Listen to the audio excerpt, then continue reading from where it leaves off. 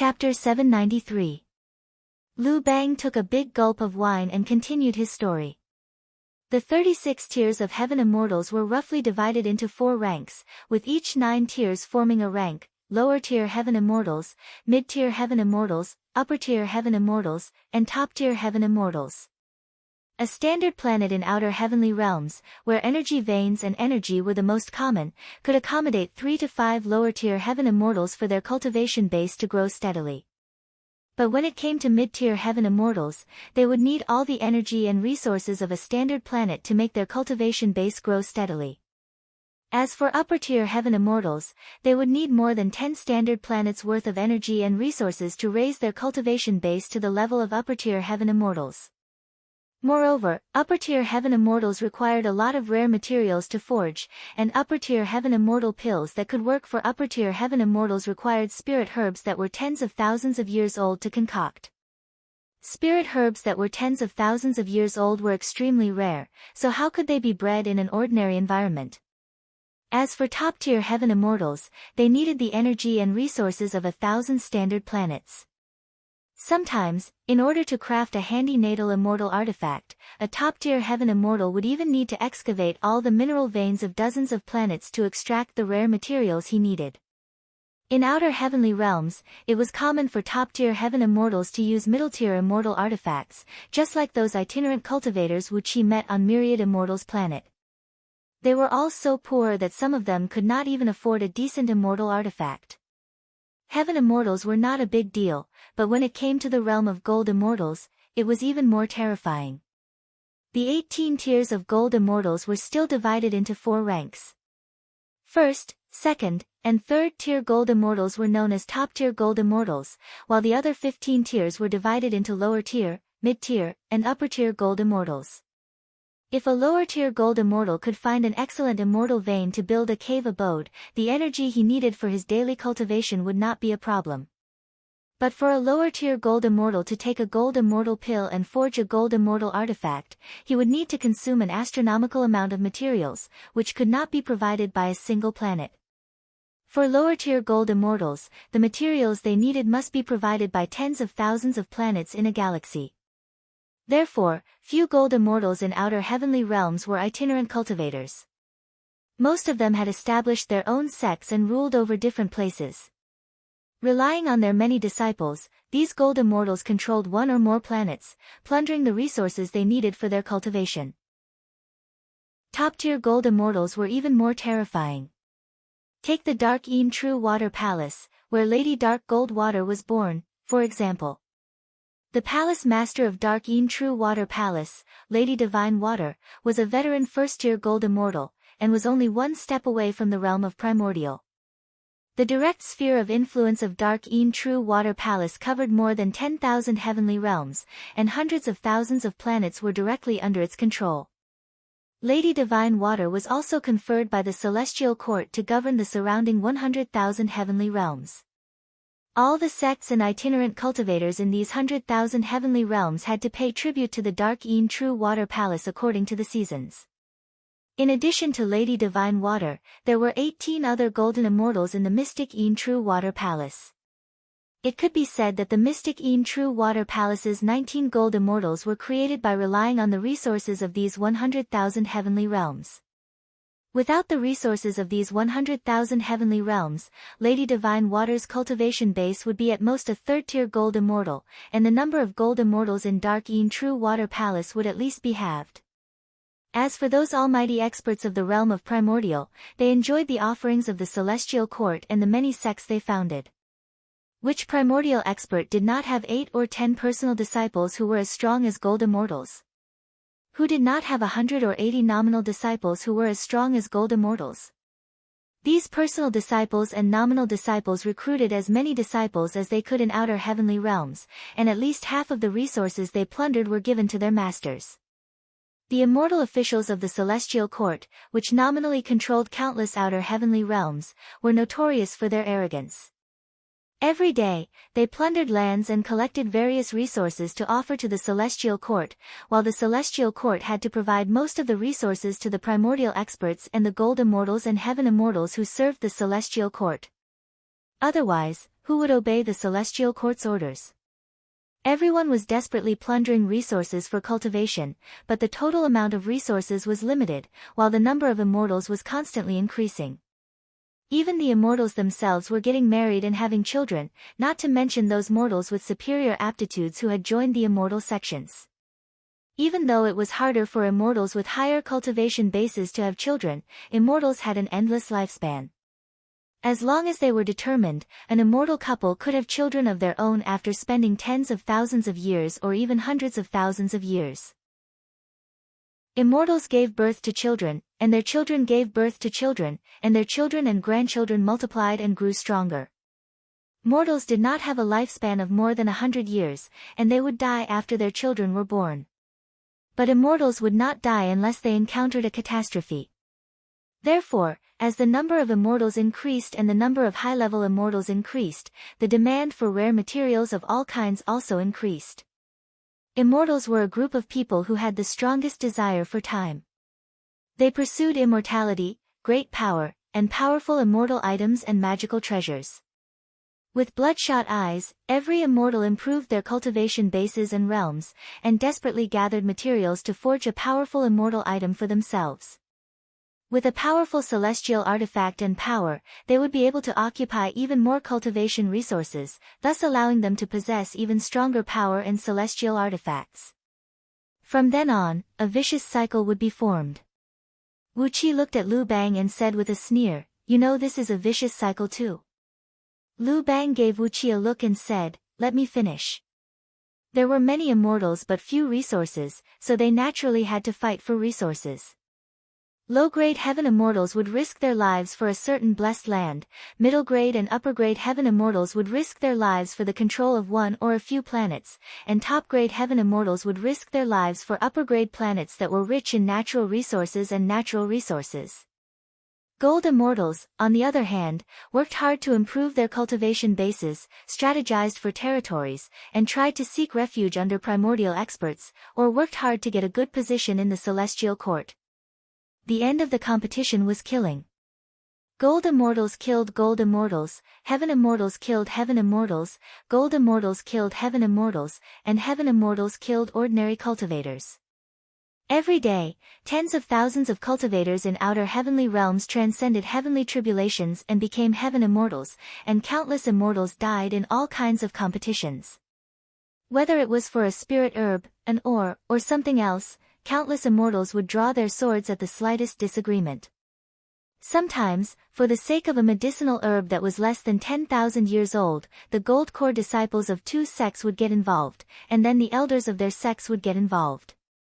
In the end, for the sake of an ordinary medicinal herb that was less than 10,000 years old, a war between two gold immortals would break out. On average, a number of heaven immortals died every day, and a number of gold immortals died every year. When these mighty gold immortals and heaven immortals perished, their resentment would linger in the world, unable to transcend. When several eons had passed, the resentment of countless immortals would gather together, causing the heaven secret to give birth to a killing intent that could destroy the world. It was the so-called apocalypse of heaven and earth. When an apocalypse came, even primordial experts would become weaker than pigs and dogs. Since the establishment of the heaven, the current Great Celestial Emperor was already the 3758th Great Celestial Emperor. All the previous Great Celestial Emperors had fallen, and none of them were spared. This showed how terrifying the apocalypse of heaven and earth was. Even the current Lord Buddha, Amitabha, was the 2435th Lord Buddha of the Buddhist League, and all the previous Lord Buddhas had turned into ashes. If a mortal was lucky enough to cultivate to become a heaven immortal, it would only take him 1,000 years. If a heaven immortal could raise his cultivation base by one tier, if he had a good aptitude, good luck, a decent cultivation technique, and did not lack too many cultivation resources, it would take him about 10,000 years to raise his cultivation base by one tier. Even if a second-tier heaven immortal were to break through to the first tier, as long as he had enough resources and good cultivation techniques, it would take him 20 to 30,000 years at most. But, it would take several to dozens of periods for a heaven immortal to break through to the gold immortal realm. After becoming a gold immortal, it would take eons of time to break through to the next tier. A gold immortal needed not only powerful magic power, but also a powerful gold immortal artifact to resist the gold immortal thunder tribulation. Therefore, when one reached the gold immortal realm, just collecting materials to forge a gold immortal artifact was a long and arduous task. As for gold immortals becoming primordial experts, well, the latest primordial experts in the 9 heavens had broken through 50 periods ago, and it had been 1,000 periods since a new primordial expert had appeared. On average, with so many immortals in the outer heavenly realms, there would only be one new primordial immortal every 100 million years. But every time an apocalypse came, hundreds of primordial immortals would fall. Not to mention those gold immortals, heaven immortals, and ordinary cultivators, who were no stronger than ants in the eyes of primordial immortals. Every time an apocalypse came, the number of immortals and cultivators who fell was 100 times more than the number of stars in the sky. When the apocalypse of heaven and earth came, all immortals would be plagued by evil karma. For no reason, they would be involved in countless battles. Even if they cultivated in seclusion, they would still be attacked by others for no reason. All kinds of strange karmic entanglements forced all immortals to fight and kill all those who fought with them. Blood would flow like rivers, and corpses would pile up like mountains. This was the apocalypse of heaven and earth that terrified immortals. Sometimes, when the apocalypse was extremely severe, masters would even kill their disciples, sons would kill their fathers, and husband and wife would kill each other. As a fallen primordial immortal of the Fiend League had roared before his death, there was nothing in the world that could not be killed, and only by killing all living beings in the world could one safely transcend the tribulation. As Wu Qi listened to Lu Bang's indifferent narration, he felt waves of numbness all over his body. Was this the apocalypse of heaven and earth? Was this the apocalypse that those lofty immortals had to face every once in a while? Perhaps, for mortals, the apocalypse of heaven and earth that came every few, dozens, or even dozens of eons was illusory, but for immortals who had an infinite lifespan, it was a real threat. Especially for those primordial immortals who had to spend an entire eons in a secluded cultivation, the apocalypse of heaven and earth was like a sharp knife pressed against their chests, making them restless. Taking a deep breath, Wu Qi asked Lu Bang, "What is King of Han trying to say by saying all this?" Lu Bang gave Wu Qi a look and began to speak unhurriedly. Chapter 794. Lu Bang rose to his feet, clasped his hands behind his back, and looked at Wu Qi with a solemn expression. "What we are doing is to completely eliminate the apocalypse of heaven and earth. From now on, the world will be peaceful, and there will be no more conflicts between the heavens and earth." When Lu Bang said this, the morning sun was right behind his head. The bright red sun wrapped around his head like a halo of Buddha's light, adding a touch of sacredness and majesty to him out of nowhere.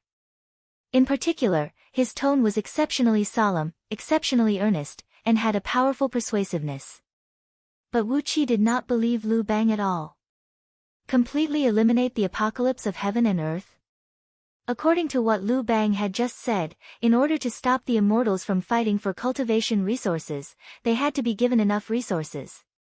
A group of mice could fight each other to the death for a few peanuts, but if they were thrown into a barn full of rice, would they still think about those peanuts?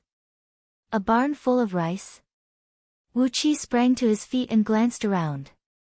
Purple mist was rising from the vast land of Yuxiong Plain, and the endless Panga sacred energy and natural energy filled the void. The ordinary trees near Liangzhu were filled with extremely strong natural energy, and the sap that sprayed out from a random tree trunk was a supreme-grade material for alchemy. Even a handful of sand here was made of supreme-grade jade and gemstones, and the natural energy contained in a stone was several times more than that of an upper-grade immortal stone. Panga continent was a huge barn of rice, and it was constantly absorbing the chaotic energy from the primal chaos to expand its area. There were countless innate treasures in the newly sprouted wilderness on the outskirts of Panga continent. If Du had not heavily guarded the vital areas and strictly controlled the passages through which immortals could enter and leave Panga continent, the immortals from the outer heavenly realms would have long swarmed to Panga continent and settled down there. In theory, Panga continent, a fertile land that could grow on its own without limit, could definitely accommodate all the immortals of today. Wu Qi stared at Lu Bang and said, the Celestial Court wants to control Panga continent? When the Celestial Court was established, the ancient saints set the heavenly rule that the human race was in charge of the land, and the Celestial Court was in charge of the heaven. Does the Celestial Court want to hold both heaven and earth in their hands?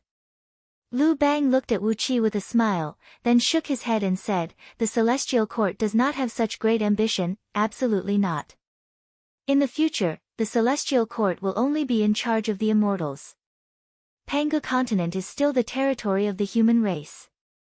No immortal under the jurisdiction of the heaven will violate the rules and enter Panga continent. Absolutely not. Absolutely not. Lu Bang's smile was very mysterious. Looking at Lu Bang's smile, Wu Qi's mind was racing with countless thoughts. Perhaps it was because of the enormous willpower of Buddha Phutu, but Wu Qi's divine soul had been growing rapidly these days, and his wisdom had been greatly improved. There were many wise people among the eminent monks of the Buddhist League, which had something to do with the characteristics of the Buddhist League's cultivation techniques. Now that Wu Qi was about to form his natal relic, his wisdom was at least 100 times higher than it was a few months ago. In just a few breaths of time, Wu Qi came up with a possibility. He looked at Lu Bang with a cold smile and said, the immortals of the Celestial Court will naturally not enter Panga continent. But, if the humans controlled by the Celestial Court build other kingdoms on Panga continent, all the resources in the territories they conquer will belong to the Celestial Court, right? The faces of Lu Bang and the others turned dark.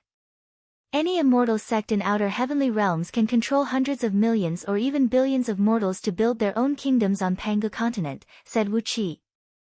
They can enjoy the offerings of herbs, energy stones, and ores mined by these mortals without having to come to Panga continent in person. The mortal kingdoms built by powerful immortal sects will be stronger, and naturally, they will get more resources. Am I right? Lu Bang opened his mouth, but could not say a word for a long time. Wu Qi narrowed his eyes and pondered for a while, then nodded and said with a smile, Diyu is an iron plate, so it's hard for you to take advantage of Diyu. The reason you're working with King Zhang Qiu and even his father is to destroy Diyu's national strength. Of course, that's not enough. After a moment of silence, Wu Qi continued, the best choice is to migrate the mortals on those planets in outer heavenly realms to Panga continent. But, Great you will definitely not accept those mortals. So, you have to find an excuse that Great you has no choice but to let you do whatever you want, and then send those mortals to Panga continent. How do you do it? Han Xian slowly approached Wu Qi, his body surging with killing intent and his eyes bloodshot. Xiaohe's eyes shone with a strange gleam as he fixed them on Wu Qi's body. Under Xiaohe's gaze, the space around Wu Qi froze, and even the flow of time gradually slowed down.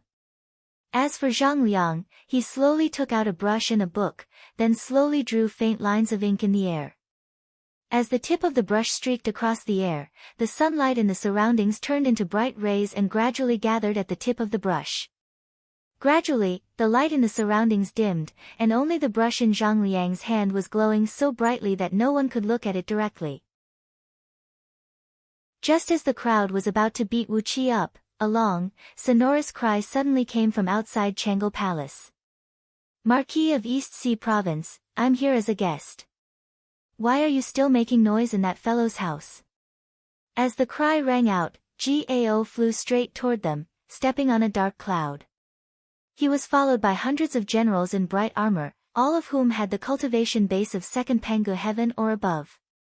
Lu Bang's face flickered slightly, and he suddenly burst out laughing.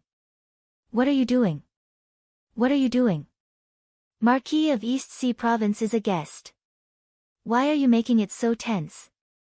After shouting at Han Xian and the others to leave, Lu Bang lowered his voice and said hurriedly to Wu Qi, so what if you've guessed our plan? You can't stop us now. I've said so much today, and I'm not afraid that you'll know what we're going to do.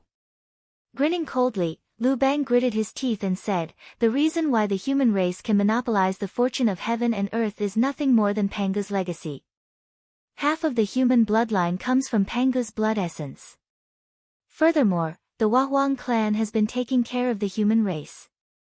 Otherwise, with the current strength of the Celestial Court, they would have conquered Pangu continent long ago.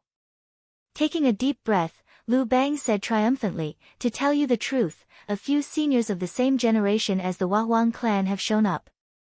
Although the Huang clan has rendered boundless merits and magic power, their cultivation bases are not weaker than hers. She can no longer protect the human race this time." Laughing strangely, Lu Bang clapped his hands and said, "Somebody, send our guest away. Gao, King Yufeng, you are not welcome here. Please leave now, or I'll report you to the human emperor and report you for your disrespect. If you dare to mess around in my mansion, you will be the culprit who destroyed the brotherhood between the Celestial Court and the Imperial Court of Deyu." Gao spat out a mouthful of saliva and spat loudly. Wu Qi gave Lu Bang a look, then turned and left without saying a word, dragging Gao out of Changle Palace. As he flew on a cloud, Wu Qi told Gao what he had just heard from Lu Bang, as well as his speculations, and asked him to go to the Imperial Palace as soon as possible to report these things to Emperor Haozuan. Gao, who had come early in the morning to congratulate Wu Qi after learning that he had received a special edict to stay in Liangzhu, had his face flickering. He nodded hastily and hurried to Liangzhu with a group of captains. Fearing that Wu Qi did not have any experts he could use, he left half of the captains he had brought with him to Wu Qi, who would be at his disposal. Wu Qi did not say much. He sat in his mansion and unleashed his divine sense to cover the entire Changle Palace, keeping a close watch on everything that was happening inside. As his divine sense sprouted from the chaotic energy, it easily merged with the rich natural energy and Pangu's sacred energy in the surroundings. Every brick, tile, and beam in Changle Palace was penetrated by Wu Qi's divine sense, so that no matter what Lu Bang and the others did, they could not hide from Wu Qi's surveillance. Less than a quarter of an hour after Gao left with his men, Lu Bang came to a secret chamber in the basement of Changle Palace with a group of trusted subordinates. A subtle spatial fluctuation came, and Lu Bang and the others disappeared from the secret chamber. Wu Qi carefully examined the spatial fluctuation with his divine sense. It was a fluctuation unique to short-distance teleportation formations, and according to the direction of the fluctuation, Lu Bang and the others had entered Liangzhu directly, where they had set up a corresponding short-distance teleportation formation. Wu Qi could not help but smack his lips. Setting up a teleportation formation in Liangzhu was a violation of Deyu's prohibition. Even a prince of Deyu would have his entire clan wiped out if he was found to have set up such a formation in his mansion, let alone someone like Lu Bang who had used the formation to enter Liangzhu. How could the human emperor endure this when an immortal king of the Celestial Court could enter Liangzhu without anyone knowing? Did that not mean that those primordial immortals of the Celestial Court would be able to enter and leave Deyu's imperial palace with ease? Grinning coldly, Wu Qi ordered Huang Liang to command the army and keep an eye on Changle Palace in the prefecture of East Sea. Then, he flew up into the sky and sped toward Liangzhu. He stood on a hill outside Liangzhu, hiding behind a big tree. Not long after he waited, he saw a green flying ship flying out of Liangzhu at an incredible speed. It was made of rootless wood and covered with a layer of gale's tail feathers, hovering in the air. The flag of King Baishan was hung on the ship, and standing at the head of the bed was a young man who looked 70% like King Zhangqiu. The young man had very high cheekbones, a thin face, and a hooked nose that King Zhangqiu did not have. His eyes flickered with a cold gleam as he glanced around, and his thin lips gave off a mean, ruthless, and vicious air. At first glance, one could tell that he was not an easy person to get close to. The speed of the flying ship was so fast that it was almost as fast as the teleportation of a peak-level gold immortal. In just a blink of an eye, it had sped far away. Just as the ship flew over his head, Wu Qi transformed into a wisp of smoke and flew up to it, clinging tightly to the deck. Quietly, the bloodline of the gale in his body was activated, emanating an energy fluctuation that was exactly the same as the gale's tail feathers. With that, no one could discover his whereabouts anymore. He had put Ao Buzan, Gold Horn, and Silver Horn into his interstitial world, so he did not have to worry that they would expose Wu Qi's whereabouts. After flying for a quarter of an hour, the flying ship rushed out of Yuxiong Plain. As soon as it was out of the city, a large black flag waved and pulled the ship into a rift in the void, vanishing without a trace. Hiding in a gale's tail feathers, Wuqi was pulled into the rift as well. Chapter 795. In the dark and misty space, there would occasionally be streaks of rainbow-colored light traversing across. They varied in thickness, with the thickest being 10,000 miles in circumference, and the thinnest only as thick as a man's waist. In the thinnest beams of light, some powerful immortals and Buddhas in different outfits could be seen flying across the void. And in the thicker beams of light, various magical artifacts of different colors could be seen flying back and forth at high speed. For example, the flying ship Wuqi was hiding in was traveling in a beam of light that was about 1,000 feet in diameter.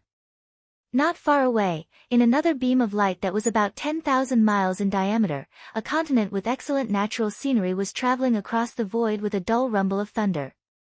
On the tallest mountain in the middle of the continent, a Buddha, about 100 miles long and as white as jade, was lying on a huge white lotus flower.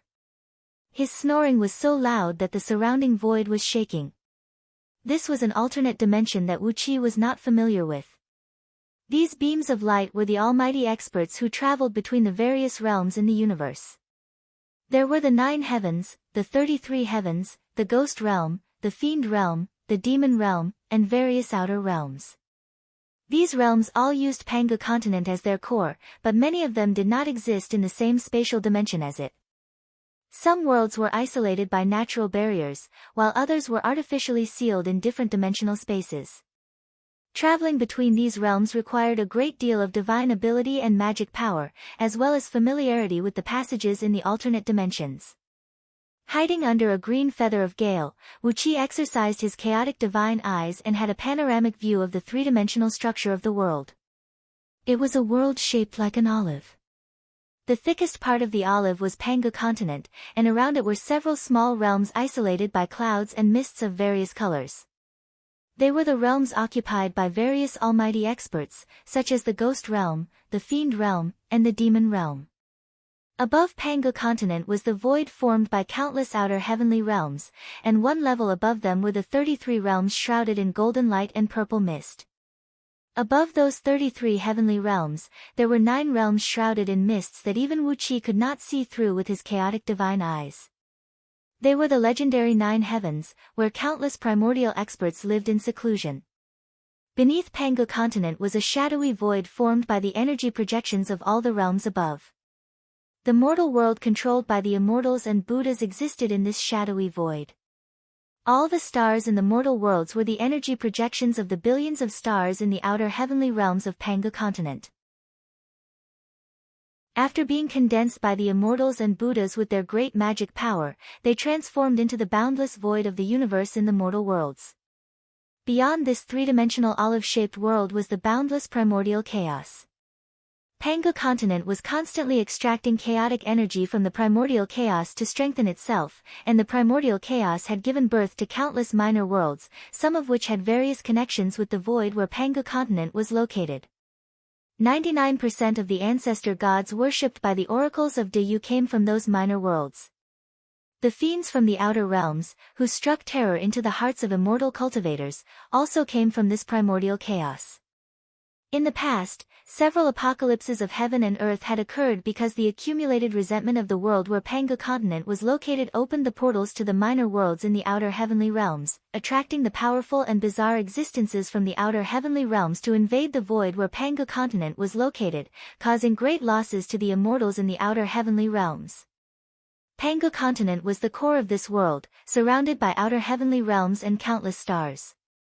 Therefore, whenever there was an invasion from the outer heavenly realms, the forces of the celestial court and those itinerant immortals stationed in the outer heavenly realms would naturally be the first to bear the brunt. The reason why Deyu dynasty was able to station its forces in outer heavenly realms was that the celestial court had forced Deyu to station its forces there after suffering several losses in silence.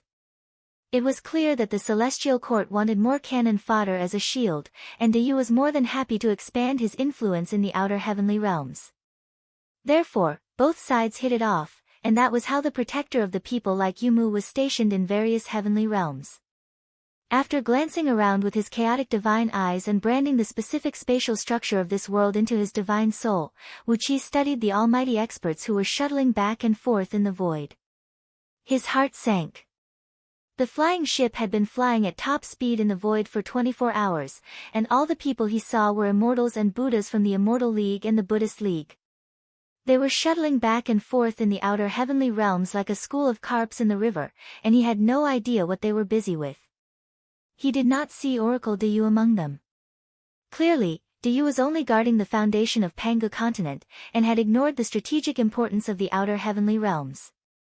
In fact, the people of the heavenly court and the Buddhist sects had already set up several important checkpoints in the void. It was a small planet, about 1,000 miles in diameter, that Wu Qi had seen 6 hours ago, hovering alone in the boundless void.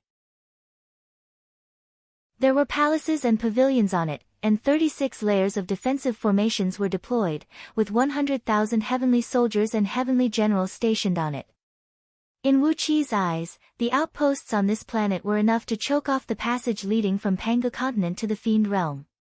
If someone from Diyu wanted to go to the Fiend realm to do something, as long as they broke through the void from Pangu continent into this boundless alternate dimension, they would not be able to avoid the eyes and ears of the heavenly soldiers and heavenly generals stationed on this planet.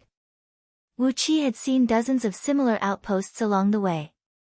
The people of the Celestial Court and the Buddhist League had cut off almost all the passages leading from Pangu continent to the outer heavenly realms. No wonder Prince Changqin had to use such a roundabout method to sneak Wu Qi back to Pangu continent from the mortal world. The real passages had been cut off, and they could cut off the connection between Pangu continent and the outer heavenly realms with just a few experts stationed in the void. In other words, the coordinates of the teleportation formations deployed by Prince Changqin and the others in the mortal world were not known by anyone, so there were still a few passages left. Wu Qi shook his head. He was too lazy to think about Diyu's future. That was something for people like the Yellow Emperor Xianyuan to worry about. Carefully, Wu Qi produced Dark Yin's celestial tower and made it hover over his head, quietly accelerating the flow of time a few feet around him. After advancing from a 5th-tier gold immortal to a 2nd-tier gold immortal, Wu Qi was now able to accelerate the flow of time in the tower by 500 times. With the acceleration of time by 500 times, a day had passed in the outside world, but a year and a half had passed in the distorted vortex of time where Wu Qi was located. The flying ship of Lu Bang and others had been flying in the void for 10 days and 10 nights. With the acceleration of time by 500 times, Wu Qi had gained a dozen years of peaceful secluded cultivation. Chaotic energy was surging and circulating in his body, while his natal true flame was madly burning the remains of an ancient immortal in his interstitial world. Specks of golden light kept being stripped out of the remains and fused into Wu Qi's bones. The strength of Wu Qi's bones grew stronger with each wisp of golden light they absorbed.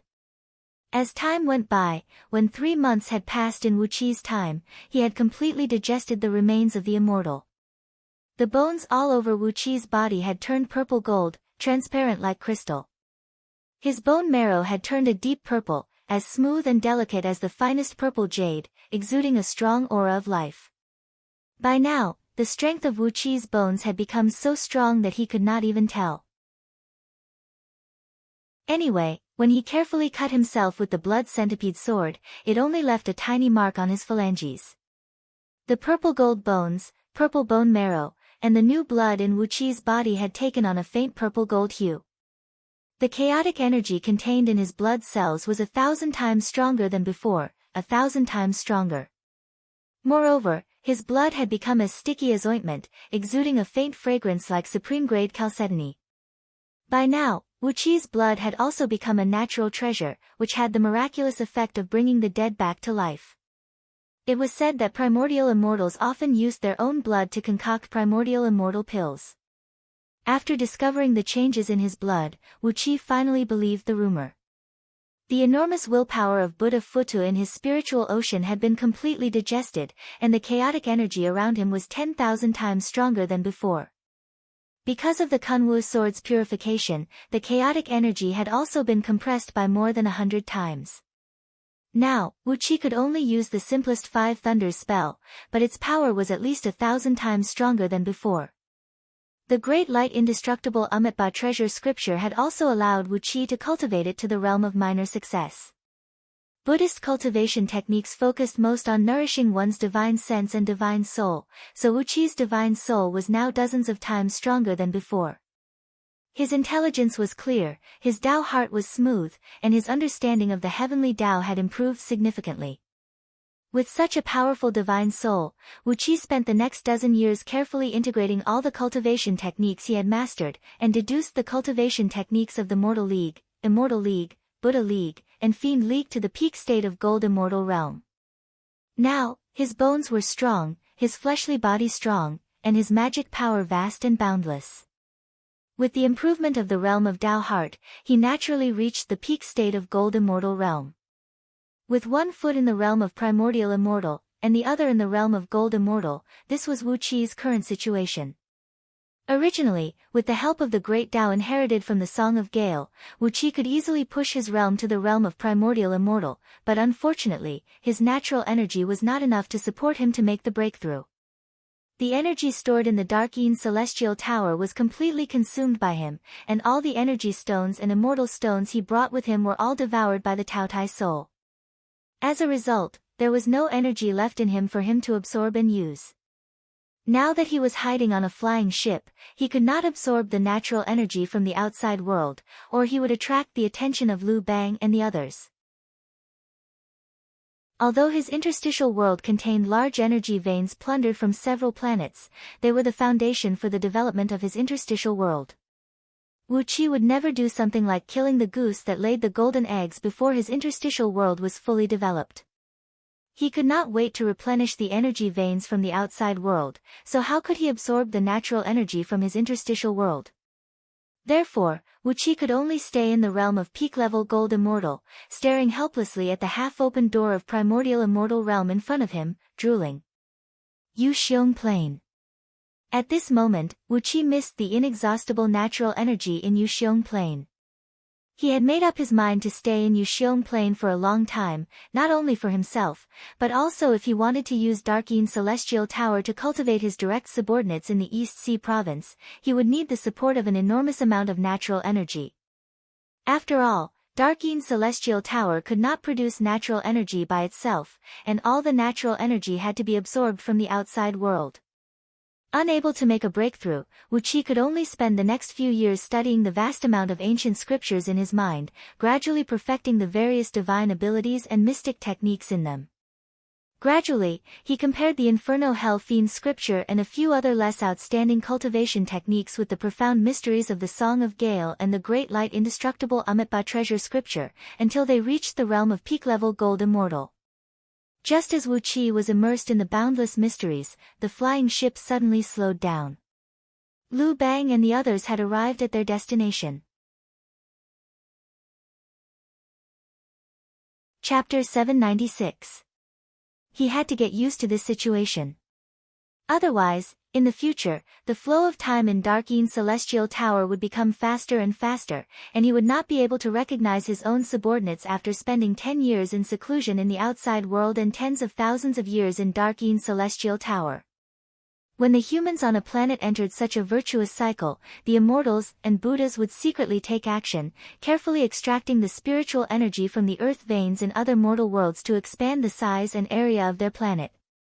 The planet in front of Wu Qi and the others was originally about the same size as Earth, but in the past tens of thousands of years, the immortals and Buddhas had filled it with a large amount of spiritual energy in the earth veins, making it 1,000 times the size of Earth. When the size of the planet was almost the same, and the population had accumulated to a certain extent, they would wait for the humans on the planet to exhaust all their resources. Then, in order to snatch the last bit of resources, they would launch a life-and-death battle. On the seaside, a small squadron of 13 warships mercilessly launched a full-scale bombardment on a coastal city. The skyscrapers in the city, which had a population of nearly 10 million, collapsed one after another. The bunkers hidden nearly 100 meters underground were broken by the special armor-piercing shells, and a large number of civilians hiding in the bunkers were mercilessly killed. When the people in the city fled with various means of transportation, thousands of warships flew in from all directions and mercilessly slaughtered the fleeing civilians. On the surface of the sea, huge warship platforms that looked like aircraft carriers were cruising around, and huge warships with terrifyingly large cannons formed a huge formation to bombard each other. It was unknown what kind of crazy charge they used for their cannonballs. Once the cannonballs that weighed several tons exploded, the destructive power would be no weaker than a 1,000-ton nuclear bomb. As long as one of the cannonballs hit, a small fleet would be heavily damaged. Rearing humans in captivity and harvesting faith and virtue was a very difficult thing to do. First of all, one had to make the people on the planet worship one, which was not difficult for the immortals and Buddhas. They just needed to beat the humans on the planet back to a primitive society and show some miracles in front of them, and they would naturally gain their faith. In order to achieve this goal, the immortals and Buddhas had to ensure that the humans on the planet would not develop advanced space technology. They had to keep them on the surface of the planet, and at most, they could only wander around the satellite a few times. Only then would they fight to the death for resources. Smiling, Liu Bang said to Jizhua, "Plus, King Tang Qiu has saved 800 billion people here, and the natural rewards power bestowed upon him will certainly push him up to the Hongmeng Panga heaven. By then, King Tang Qiu will be strong enough to fight against Buddhas and primordial immortals of Taoism." With a smile on his face, Buddha Futu returned a bow to Liu Bang, then glanced sideways at Gmo, the king of Yangqiu, who stood on the prow with a grim face. He nodded and said, "Everything is ready. In just a few days, these exhausted ants will use the strongest weapons they have to launch an apocalyptic attack. When the apocalyptic attack is halfway through and 200 to 300 billion ants are killed or wounded, King Tang Qiu will be able to mediate." The satellite was densely covered with steel bases. While Wu Qi was studying them, countless soldiers in protective suits were attacking each other from different bases. Obviously, these soldiers were roughly divided into 7 major powers and 2 camps, and they were fighting fiercely against each other. From time to time, weapons similar to tactical low-yield nuclear bombs would be fired, leaving the bases in ruins. The flying ship hovered in the void, with a vast blue planet hundreds of thousands of miles ahead of it. The whole planet was embroiled in the flames of war. There was no distinction between the front and the back, and the highly developed technology ensured that they could strike from all directions without any blind spots. There was fighting everywhere, and there was smoke everywhere. There was killing everywhere. Steel and explosives were harvesting lives to their heart's content. Wu Qi did a rough calculation and found that more than 10 million people were killed in the war every day. On the planet's atmosphere, millions of fighter jets were flying back and forth, whistling through the void and firing missiles that harvested the lives of the enemies. On the ground, billions of soldiers were fighting in mountains, rivers, plains, and forests. They were armed with weapons that were much more advanced than those on Earth, but they were engaged in trench warfare like the one on Earth. All kinds of rapid-fire weapons were harvesting lives like crazy, and a large number of soldiers were killed every second. Smiling, Liu Bang walked up to the deck, cupped his fist and bowed to Buddha Futu as he said, "Buddha Futu, have you arranged everything?" King Tang Qiu frowned as he glanced at the fiercely fighting planet, then shook his head with a sneer and said, "It seems easy. You've paid too little, while my father and I have to pay too much. Don't you think you should compensate me more, King of Han?" After calculating with his fingers, Buddha Futu turned to Jizhua and said with a smile, "There are 11,135 billion living people on this planet. Deducting the number of people who died in the Doomsday attack, King Tang Qiu can probably save at least 800 billion people. These people know that they are going to die, and once they are saved by King Tang Qiu, the tremendous willpower they will offer is at least equivalent to the magic power of an ordinary Buddha who has been cultivating arduously for 100 periods. If most of the human beings on a planet awakened their bloodline inheritance at a certain period of time and obtained powers that they should not have, then the immortals and Buddhas who controlled the mortal worlds would have to carry out a world-destroying plan, completely destroying the civilization of the planet and allowing it to develop again from a primitive society. The planet where Wu Qi lived had been destroyed at least 10 times in just 1,000,000 years, which was an extremely rare occurrence in the mortal worlds. Buddha Futu's complaints had broadened Wu Qi's horizons and allowed him to understand how these immortals and Buddhas operated in the mortal worlds. It was a war between the followers of the Buddhist League and the Taoist League.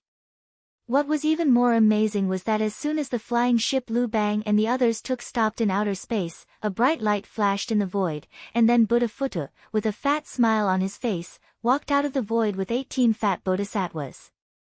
Wu Qi put away Dark Yin's celestial tower and carefully poked his head out of the gale's feather. Buddha Phuta was taken aback, and then he immediately cried out. He had not seen Lu Bang for more than a decade, so when he heard Lu Bang's voice, Wu Qi had a strange feeling of unfamiliarity. But soon, Wu Qi drove the feeling away with his powerful divine will. He shook his head and smiled bitterly to himself. He had to get used to this strange feeling in the future. Whether he cultivated in Dark Yin's celestial tower or went into a secluded cultivation, this strange feeling of unfamiliarity was inevitable in the future. Lu Bang's face froze, while Buddha Phuta jumped to his feet as if he had been stabbed in the butt. Buddha Phuta growled in a hoarse voice, "It seems easy. Do you know how much time and energy it takes us to run a planet like this? Do you know how much capital we have to spend to run a planet that can be harvested in the mortal worlds?" It must be said that it was a huge and complicated systematic project. Many times, immortals and Buddhas would be punished by the heavenly rules when they secretly interfered with the development of human society. Therefore, it took an average of half an eon to run a mature, perfect, and harvest-ready mortal world like this planet. In this half an eon, the immortals and Buddhas had to pay a heavy price in order to interfere with and reverse the development of human society and make it develop according to the path they had set, and the effort they had put in was incalculable. Frowning, Wu Qi looked at the blue planet in front of him. Its shape, the distribution of continents, and the shapes of the continents and islands were 90% similar to that of Earth. Even the satellite near it, which should be the moon, was no different from the moon seen on Earth. Even the appearance of the largest craters on the planet was 99% similar. They had to take good care of the people on the planet and carefully let them develop according to the path set by the immortals and Buddhas. They had to make their science and technology extremely advanced, but their moral beliefs extremely corrupt, turning them into a world full of material desires. Yet, they still had a little faith in the immortals and Buddhas. This was the ideal development model. According to the experience of the immortals and Buddhas, in a society like this where the science and technology were extremely advanced and the moral beliefs extremely corrupt, very few people could awaken those things inherited in the human bloodline. When Wu Qi left Earth through the teleportation formation, Earth had a population of about 7 billion, and this planet had a population of about 1 trillion. With a population of about 1 trillion on a planet, one could imagine how congested it was. The only difference from Earth was that this planet was much larger than Earth. Its surface area was about 1,000 times that of Earth, and its gravity was about 3 times that of Earth.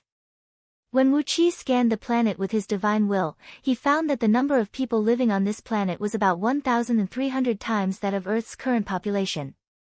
Every time the world was destroyed, the immortals and Buddhas who carried out the execution would have to instigate natural disasters and slaughter a large number of humans. Therefore, they would suffer a fierce counterattack from the laws of the heavenly Tao, and all kinds of heavenly tribulations would descend.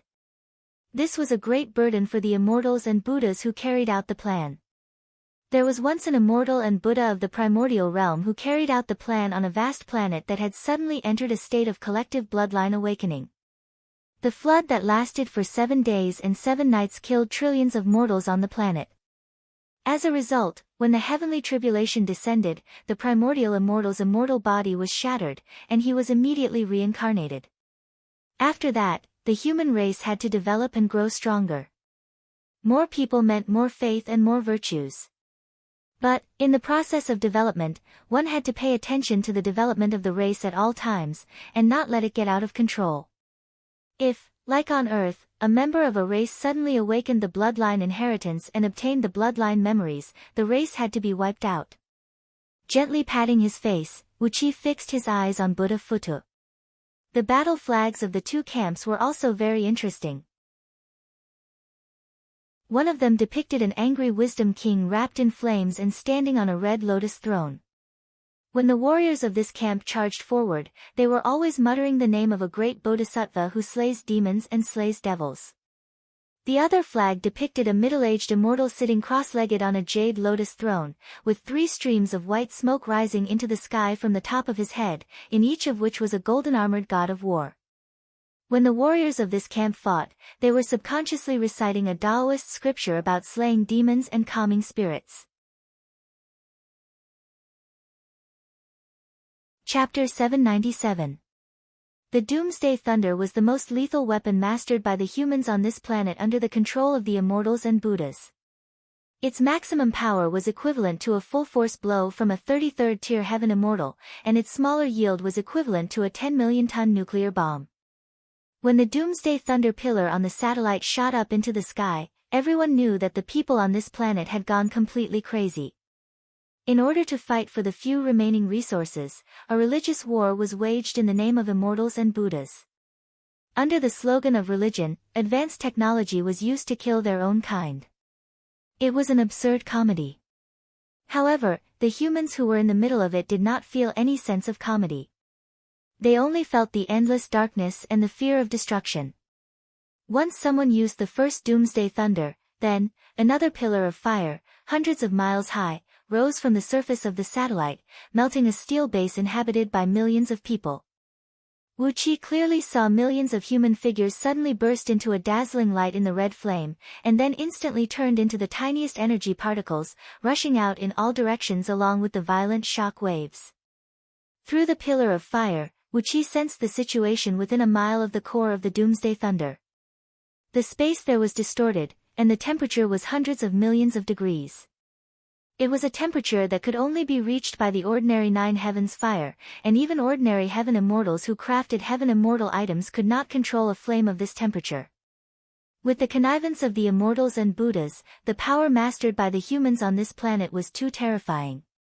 Buddha Phuta sighed softly, then turned to look at Jizhua with a strange smile and said, "You see, King Tang Qiu, our cost and effort are not as little as what I've just told you. You see, they have used the strongest power they have, and they have caused great damage to these planets.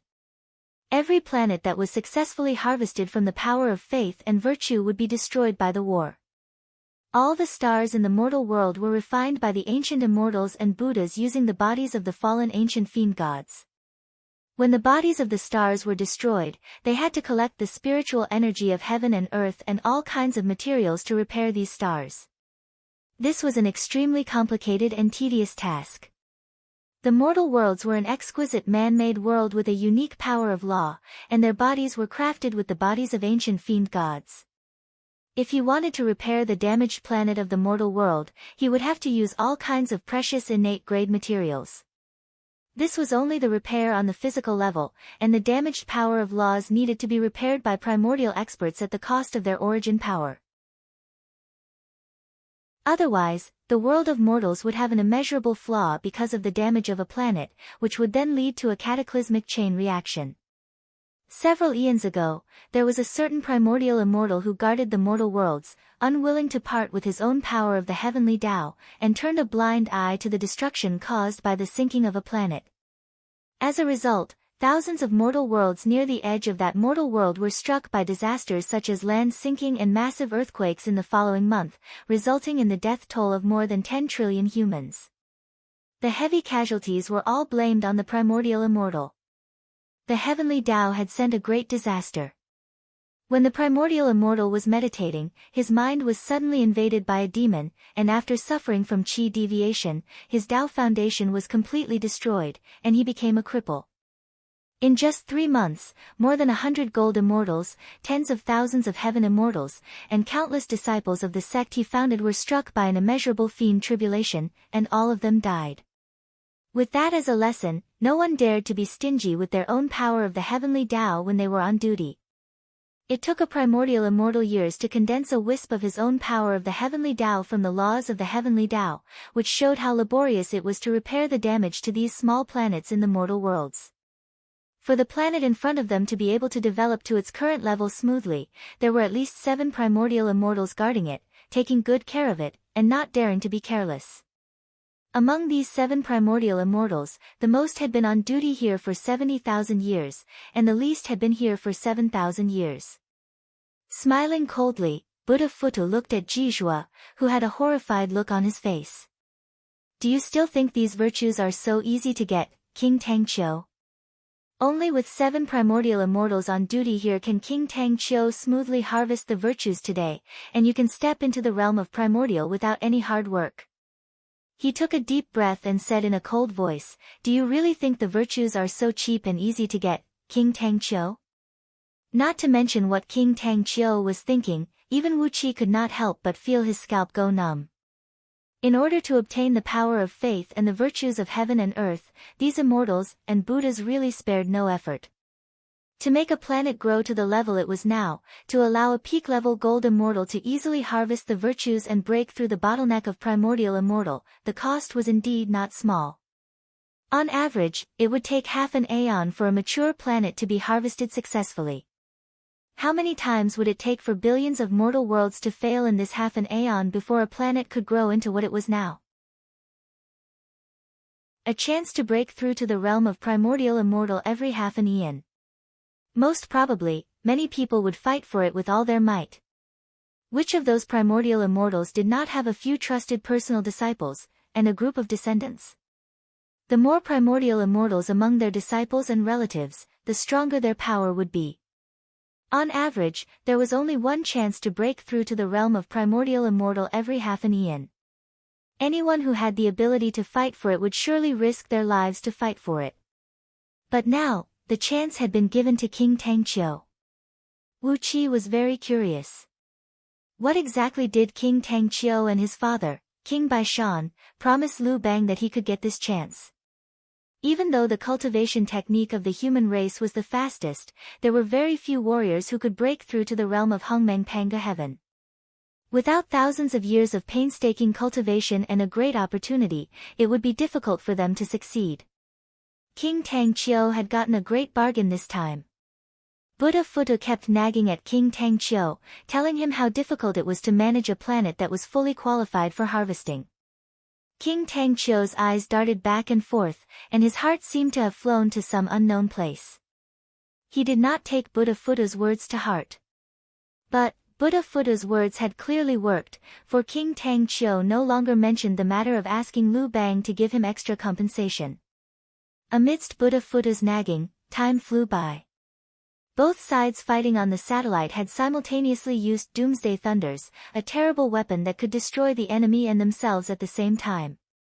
Wu Qi, hundreds of pillars of fire towered into the sky, and the landscape on the surface of the satellite was twisted and deformed by the huge explosion.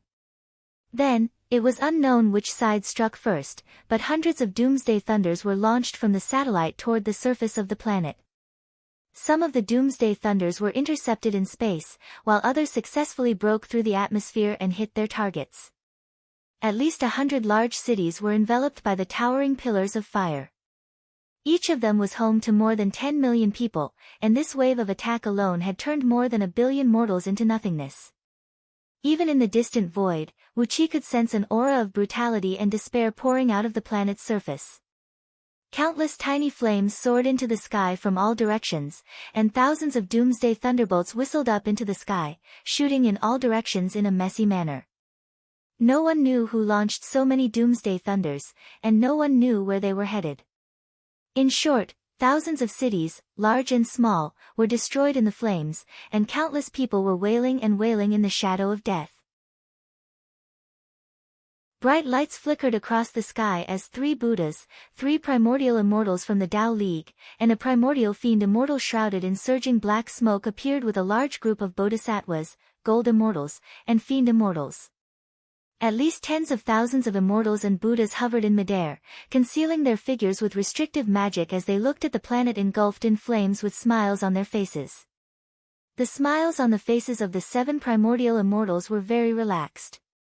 After tens of thousands of years of hard work, they had finally brought the planet into the final orbit they had planned. Although they were not qualified to let their disciples reap the rich fruits and become primordial immortals, they would all be rewarded handsomely by the Celestial Court and the Buddhist League, and their status in their respective powers would be greatly improved. The 3 Buddhas of the Buddhist League would be rewarded by the Lord Buddha, Amitabha, with the seeds of the 8 treasures lotus throne. After careful cultivation, they would possess a portable lotus throne of the innate spirit item level with an amazing defensive power.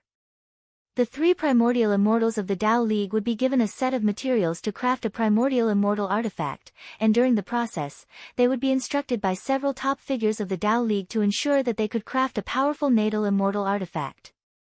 The Fiend Immortal, who originated from the Fiend League and was now the overlord of a part of the Fiend Realm, would be given special permission by the Celestial Court and the Buddhist League to control 100 small heavenly realms in outer heavenly realms for a period in the future. During that period of time, in those 100 small heavenly realms, he could kill as many mortals and cultivators as he pleased, and use their souls and blood essence to refine his body. This was the reward they had earned from their years of hard work in cultivating the planet. Being on duty in the mortal world was a laborious task. The human race was simply too complicated and fickle. Even in the mortal world, there were too many unpredictable factors that could ruin their efforts in a day. They were very lucky to be able to successfully cultivate a mature planet and receive such a generous reward. All the immortals and Buddhas looked at the planet in the flames of war with joy in their eyes like old farmers looking at the harvest fields. They laughed heartily and charmingly, like old men in the countryside who were half drunk from drinking fine wine in their own yards after the harvest. In just 6 hours, the destructive attacks on the planet's surface had entered an uncontrollable state. The top-secret bases of the 7 major powers of the 2 camps had launched all the doomsday thunders they had at the same time, blanketing the entire planet in all directions. More than 200 billion mortals had died in the initial bombardment, and the rest were wailing and weeping in the flames of war. Almost everyone who was still alive was kneeling on the ground, weeping bitterly and begging for help from the immortals and Buddhas they believed in. The fear of impending death made these people's faith extremely pious in that instant. The pure and vast power of faith swept across the surface of the planet like a hurricane or tsunami. In Wu Qi's chaotic divine eyes, the power of faith had turned into a blinding light, piling up hundreds of miles thick on the surface of the planet. Before long, the thin light was compressed into a viscous liquid, and the power of faith was increasing at an exponential rate. Tens of thousands of immortals and Buddhas stood on clouds in the void, each of them smiling in a carefree manner. At Buddha Phutta's summon, the eager King Tang Chio strode toward the planet in front of him with a huge bone talisman in his hand. With immeasurable virtues and faith, King Tang Chio rushed over joyfully. Chapter 798. Boundless Virtue. Boundless Faith. After harvesting as much as he wanted, he would be able to reach Hongmeng Panga heaven, form his minor Panga golden body, and ascend to the heavens in a single bound. King Yang Qiu trembled with excitement. He suddenly felt that King Zhang Qiu's death was too wonderful. Why couldn't he have died a few years earlier? Not only King Zhang Qiu, but even King Bai Shan should have died. When he had the overall strength equal to that of a primordial expert, he would inherit King Bai Shan's throne and ascend to the throne of the human emperor. Only then would his life be worth it. The huge bone talisman in his hand glowed faintly as he was about to throw it out. The talisman was carefully crafted by the high oracles of De Yu's Directorate of Celestials, and it had the miraculous effect of freezing the void and time. With its power, he could destroy all the doomsday thunderbolts in a quarter of an hour, and then perform a miracle in front of hundreds of billions of people, absorbing their faith and faith. At that time, the heavenly Tao would sense that he had saved hundreds of billions of people from certain death, and the heavenly virtues would bestow upon him enough for him to ascend to Hongmeng Panga heaven. At the same time, with the virtues, he might be able to earn an eon's worth of lifespan. It was said that Gao, King Yufeng, was rewarded by the heavenly Tao for killing the sovereign of Myriad Immortal Alliance, gaining an enormous amount of virtues of the heavenly Tao and an eon's worth of lifespan. Was he not as good as Gao? Amidst his laughter, Gao threw the bone talisman out. A deep, ancient, and distant chant rang out from it, while a great sheet of bright light shot out and enveloped the planet below in a flash. Countless doomsday thunderbolts that tore through the air and were flying toward their target froze in midair, unable to move anymore. The moment Gao threw out the bone talisman, Wu Qi, who was hiding under the gale's feather, moved as well. Biting the tip of his tongue and spraying out a mouthful of blood essence, Wuqi immediately produced the natural phenomena medallion. Then, the dark-green celestial pagoda whizzed out, and a large amount of starlight poured down like a waterfall. Countless stars flickered in the small world created by the worldly phenomena medallion. As a peak gold immortal, Wuqi pointed at the profound celestial tower, causing it to shine with a brilliant light. Next, the flow of time within the world enveloped by the worldly phenomena steel suddenly increased by 1,000-fold. This was also the fastest time that Wuqi could control. In this way, only 1 day had passed in the outside world, but 1,000 days had passed in this small world, giving Wuqi enough time to do something.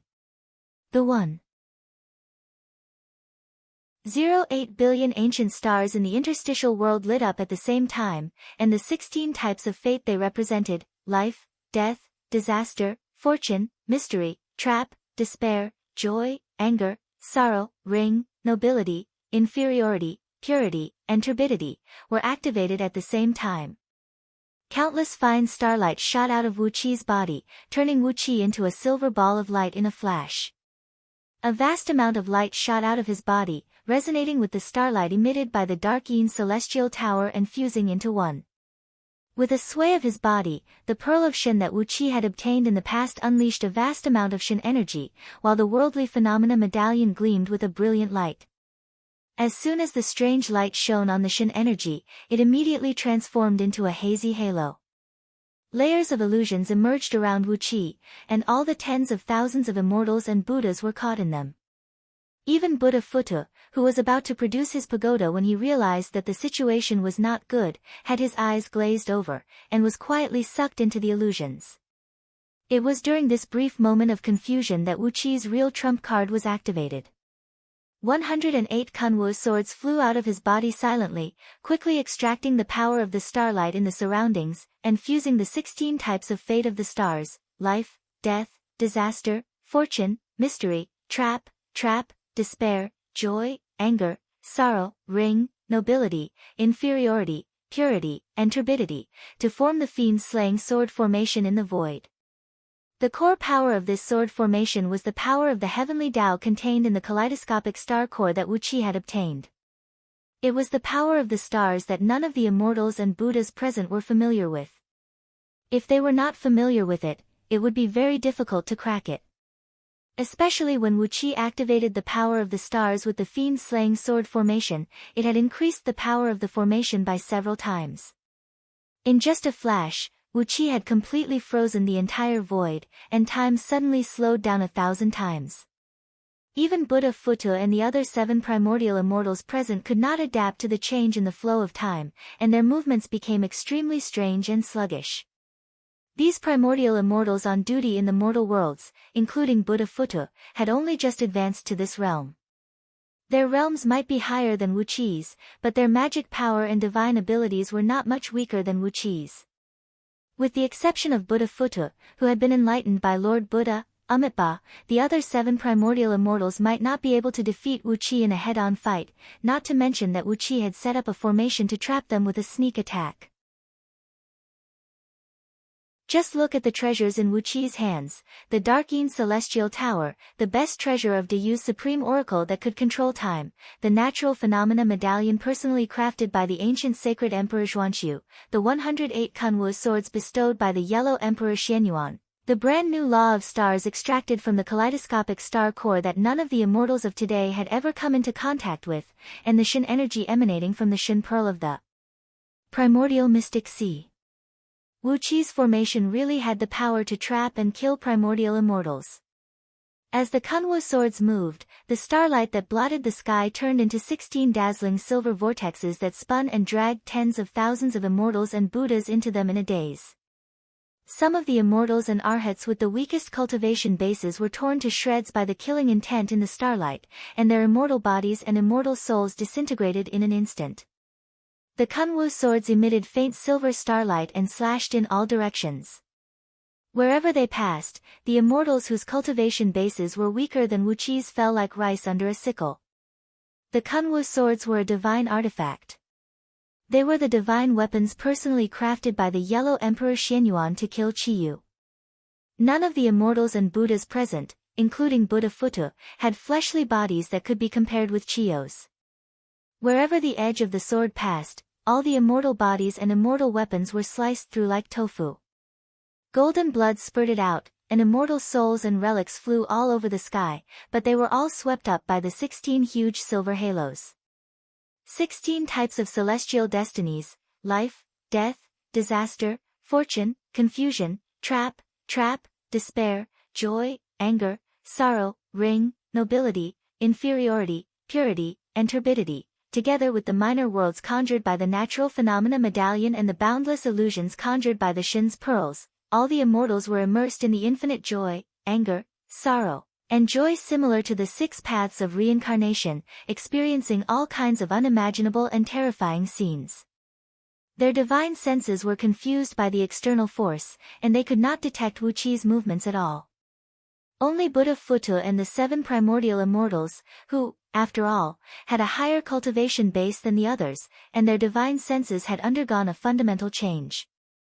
They were confused by the formation for about 10 minutes, and then quickly came to their senses. A dreadful power was released from their bodies. They quickly adapted to the strange feeling brought by the time being slowed down 1,000 times, and quickly broke through the illusions created by the Shin pearls. Right now, they were struggling hard in all kinds of miraculous scenes generated by the natural phenomena medallion. But Wuqi did not give them the chance to struggle. After laying out such a great formation and instantly activating the fiend-slaying sword formation to kill over 10,000 immortals, Wuqi's chaotic energy had been depleted. But then, Wuqi gave a soft cry and slapped the top of his head. The soul of Taotai rushed out with a deafening roar.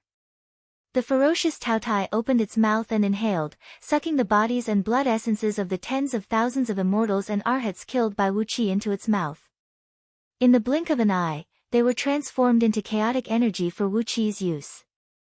Then, the Taotai opened its mouth again and sucked in, swallowing the satellite near the planet that was already in a mess of death and injuries. There were not many living people left. The satellite, which was also 1,000 times larger than the moon, only gave a muffled rumble before it quickly disintegrated into a vast amount of natural energy and fused into Wuqi's body.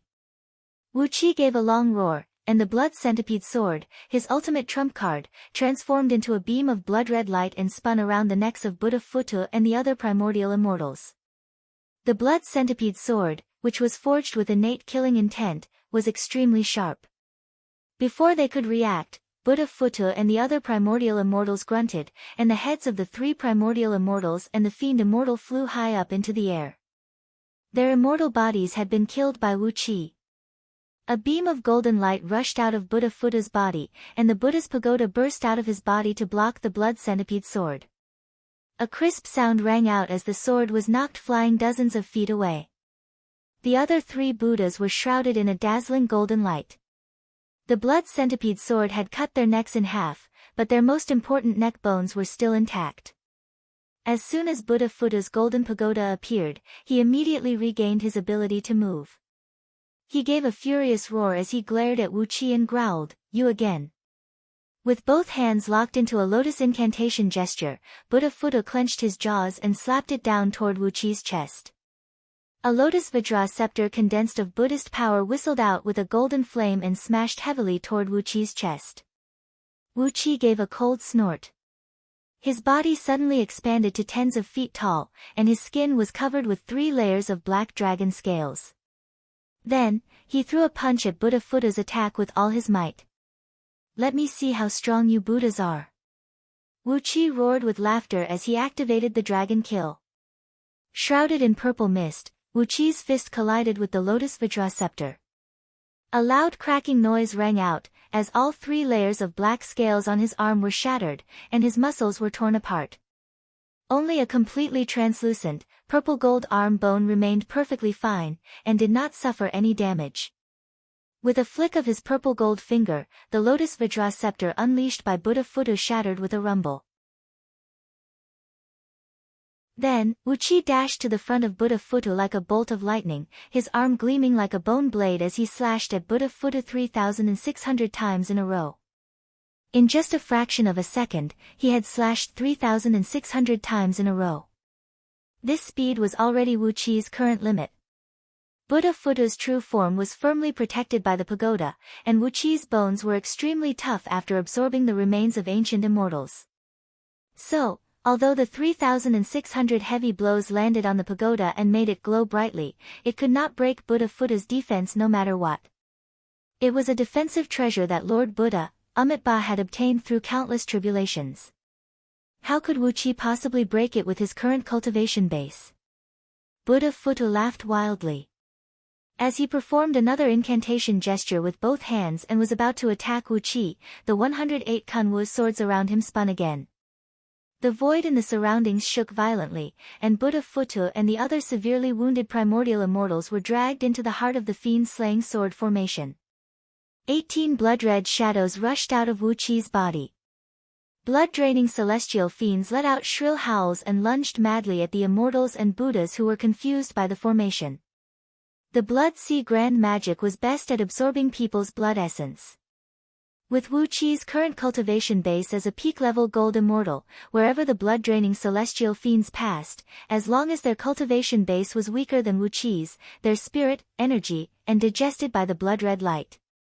In just a blink of an eye, tens of thousands of immortals and Buddhas on duty were killed by Wu Qi, and all their blood essence was absorbed and digested by the blood-draining celestial fiends. With a cold snort, Wu Qi glanced at the flying ship, which was spinning rapidly in the starlight shrouded by the sky-veiling flag of chaos. After hesitating for a moment, he finally abandoned Lu Bang and the others and flew straight toward King Tang Qiu, who was frozen in midair and unable to move.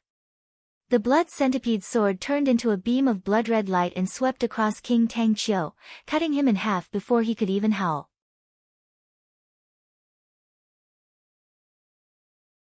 Chapter 799. GMO, who was split in half from the middle, rolled away with a smile on his face. He did not realize that he had been killed by Wu Qi. Wu Qi released Ao Buzan and the 4 dragon pythons, who opened their mouths and tore GMO into 5 pieces of bloody flesh and swallowed them. As a peak-level second Panga Heaven cultivator, every piece of GMO's flesh contained an enormous amount of energy essence, which was the best tonic for Ao Buzan and the others. The blood centipede sword shot out in a beam of blood-red light and tore the glowing bone talisman into pieces. Wu Qi flipped his hand and pushed his Kunwu swords forward. Driving the sword formation, the Kunwu swords rolled up a boundless silver torrent, suppressing the flying ship where Lu Bang and the others were at the core of the formation. Staring at the planet that was on the verge of destruction, Wu Qi shook his arms. The black scales covering his body quickly receded, and the flesh on his right arm grew back rapidly. A great sheet of golden light gushed out of his body like molten gold. With a long roar, he transformed into the golden body of a Buddha with 4 faces and 6 arms. A plume of white smoke rushed out of the top of his head. A water tank-sized, pure white natal relic hovered in the white smoke, emitting a dazzling light that illuminated the whole planet. Silently exercising the great light indestructible Amitabha treasure scripture, Wu Qi recited the mantra of the Buddhist League and let out a thunderous roar. Mortals, what are you waiting for? Do you understand the sins you have committed? The monstrous killing and the boundless sins are all your sins. Every word he uttered turned into huge golden characters that hovered in the void. All the mortals on the planet could clearly see the golden characters hovering in the void. Wu Qi's roar went straight into their souls and made them tremble. Their filthy desires were forcibly expelled from their souls by Wu Qi with the power of the Buddhist League when they were on the brink of life and death. Countless wisps of black smoke rushed out of their 7 orifices and vanished amidst the white light that illuminated the whole planet. Wu Qi continued to roar, before you committed the sins of killing, did you ever think about your parents? Did you ever think about your children? Did you ever think about your loved ones? Heaven and earth gave birth to you, but instead of working hard to strengthen your people, you killed each other and committed the endless sins of killing. Your sins are unforgivable. With every word he uttered, Wu Qi's Dharma body doubled in size. After a while, Wu Qi had grown to tens of thousands of miles tall, and all the mortals could see his colossal Dharma body. The natal relic emitted a vast white light to cleanse the souls of all living beings, forcibly expelling the evil thoughts in the bottom of their hearts. It was as if the rotten flesh was being forcibly gouged out from a wounded body. Even though the pain made these people scream hoarsely, all the evil thoughts in their hearts were completely digested. With a casual point of his finger, a bloody fiend's shadow flickered and transformed into Wu Qi. A gust of wind rose from the ground, and the atmosphere of the whole planet surged with the transformation of this blood-draining celestial fiend. The gust of wind rolled up countless doomsday thunders and threw them into the heart of the fiend's slaying sword formation. With a thought in Wu Qi's mind, the doomsday thunders, which were powerful enough to destroy the planet 100 times, exploded in the heart of the formation. Vaguely, the furious roars of Buddha Futu and the other primordial experts could be heard coming from the heart of the formation. Clearly, they were badly wounded by the explosion. The doomsday thunders vanished without a trace, and the hundreds of billions of people on the planet's surface were suddenly saved from the disaster. They, who were on the brink of death and on the verge of collapse, dropped to their knees at the same time and worshipped Wu Qi madly. Among them, the believers of the Buddhist League had fallen into a state of near madness. Hundreds of billions of believers almost burned their souls as pure golden power of faith swarmed out of their bodies, quickly turning into a vast golden torrent that rushed into Wu Qi's body. Those believers who belonged to the Tao League were still a little hesitant at this moment of life and death. Looking at Wu Qi's Dharma idol hovering high in the sky, although they had already dropped to their knees, the last bit of faith and obsession in their hearts had not been eliminated. They knelt to Wu Qi, but did not worship him. With a sway of his body, the blood-draining celestial fiend god's clone unleashed a bright light of pure yang that blotted out the sky. He forcibly exercised the innate pure yang universal talisman that he obtained from the dead sovereign, causing 3 beams of light to shoot out from the top of his head. Each beam of light carried a hazy figure that shone in all directions, while the light around him shone brightly like the sun. Hundreds of billions of mortals, who had been shaken by Wu Qi's divine ability of the Buddhist League and whose evil thoughts had been forcibly stripped from their hearts and souls, stared blankly at the blood-draining celestial fiend god's clone that had manifested in the standard form of a Taoist immortal. Suddenly, tears streamed down the faces of those believers who belonged to the Tao League. They fell to their knees piously, recited the Taoist demon-subduing heart-calming sutra, and kowtowed to the blood-draining celestial fiend god's clone. As the light of pure yang illuminated the whole planet, the mortals whose divine souls were injured felt streams of heat flowing in their bodies. Although they were dizzy from the Buddhist League's mantra, they quickly recovered their spirits, and their souls were stronger than usual. The Taoist believers cried out as well, and a power of faith that was 30% stronger than that of the Buddhist believers gushed out of their bodies. The golden torrent rushed whistling into the blood-draining celestial fiend god's clone, and then into Wu Qi's body. 2 enormous streams of faith rushed into Wu Qi's forehead, and his divine soul began to devour the pure power of faith. Without the need to digest it, the power of faith quickly fused with his divine soul as if it had always been a part of his divine soul. In just 10 minutes, Wu Qi's divine soul had grown 100 times stronger. In terms of the strength of his divine soul alone, he had stepped into the realm of 9th-tier primordial immortal. His divine soul was 100 times stronger, and his intelligence was tens of millions of times stronger. Wu Qi was like a giant computer that was suddenly equipped with countless external processors. The speed at which he could calculate the heavenly Tao skyrocketed. Countless profound meanings flowed through his divine soul and quickly became the laws of great Tao that he could completely master. Lord Buddha's Great Light Indestructible Amitabha Treasure Scripture, Reverend Gale's Song of Gale, Lady Divine Water's Dark Yin Water Scripture, the Sovereign's Innate Pure Yang Universal Scripture, the Blood Sea Grand Magic he obtained from Patriarch Yuan Hua, the True Body of Heaven and Earth Scripture, the Dragon Transformation Script, the Dragon Kill, the Primordial Tao of Divinity, all kinds of primordial divine script, and even the Inferno Hell Fiend Scripture and the Celestial Fiend Battle the Heaven Scripture. At this moment, the souls of hundreds of billions of people merged with Wu Qi's divine soul. All the life experiences and knowledge they had gained through thousands of reincarnations were available to Wu Qi. Each of them was helping Wu Qi analyze the various essences of the great Tao that he knew, and analyzing the meaning of these cultivation scriptures sentence by sentence. The souls of hundreds of billions of people were open to Wu Qi without reservation. Wu Qi could clearly sense their joy, anger, sorrow, and joy, as well as all their love, resentment, and anger. Exercising the great light indestructible Amitabha treasure scripture, Wu Qi's powerful divine will wash these people's souls over and over again. Gradually, these people began to have the most filial piety towards Wu Qi, the kind of pure love and admiration that only children had for their biological parents. These people's hearts and souls were all tied to Wu Qi. Even if Wu Qi asked them to die, they would obediently do so. As the divine light of the relic continued to sprinkle down, these people's worship of Wu Qi grew stronger and stronger. Regardless of whether they were from the Buddhist League or the Tao League, they had all become absolute fanatics of Wu Qi, and their souls had become exactly the same as Wu Qi's divine soul. Amitabha. Abruptly, Wu Qi discovered this strange change. He was so shocked that he nearly mispronounced his lines. Subconsciously, he opened up his interstitial world and unleashed a stream of chaotic energy. Without putting up any resistance, the hundreds of billions of people on this planet were sent into Wu Qi's interstitial world, becoming the most devout believers in it.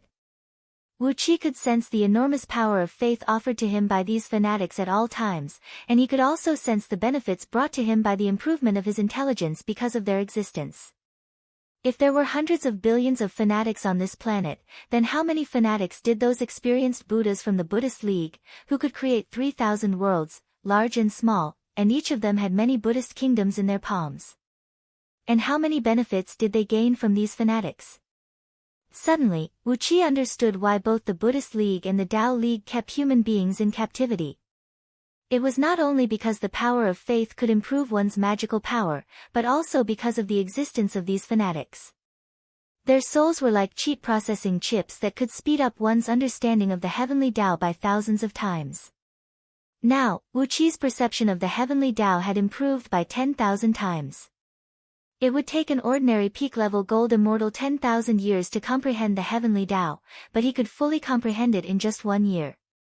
His cultivation speed was 10,000 times that of an ordinary gold immortal. The advantage was so great, and the temptation was so great that those ancient immortals and Buddhas had to build mortal worlds to keep so many mortals at all costs. All of your schemes have benefited me in the end. Wu Qi gave a strange laugh. With a fierce wave of his 6 arms that were flashing with a strong golden light, the few energy veins on the planet below broke through the rock stratum and flew up, transforming into huge flood dragons that plunged into his interstitial world. Mortal worlds were places where immortals and Buddhas kept mortals, so the natural energy on these planets was not very strong. As a result, the quality of these few energy veins could only be said to be so, not even as strong as those energy veins Wu Qi found on White Cloud Planet. Right after he extracted the energy veins, Wu Qi was about to plunder some famous mountains and rivers from this planet and put them into his interstitial world as decorations. But suddenly, a thunderclap rang out in the sky, and a great plume of purple mist came rushing toward Wu Qi's head from all directions. A beautiful immortal tune filled the sky, and an immeasurable amount of golden energy drooped down from the sky like a tassel, injecting into Wu Qi's body. A tremor ran through Wu Qi's body, and he was immediately immersed in an indescribable state. His body was shivering slightly, and gradually, a beam of light that had no color, but seemed to contain all the colors in the world, emerged from the depths of every cell in his body. A gentle breeze wrapped around him. Wu Qi's long hair fluttered in the wind, and he fell into a deep sleep like a sleeping baby. Under the influence of the boundless natural virtues, Wu Qi curled up like a baby in his mother's womb and fell into a deep sleep. A tremendous change was taking place in Wu Qi's divine soul and body. His body did not move at all, and the only thing that could let others know that a great change was happening inside his body was the dragon scales that kept popping out from the surface of his skin. Scales kept popping out and shattering. In the end, the scales that appeared on Wu Qi's skin were no longer pitch-black black dragon scales, but purple golden dragon scales that glowed faintly like jade. The translucent dragon scales wrapped around Wuqi's body, making him look sacred and solemn, filled with a suffocating, primordial aura. Hovering off to the side, Ao Buzan's eyes went wide. He sighed in a low voice and shook his head. An evildoer.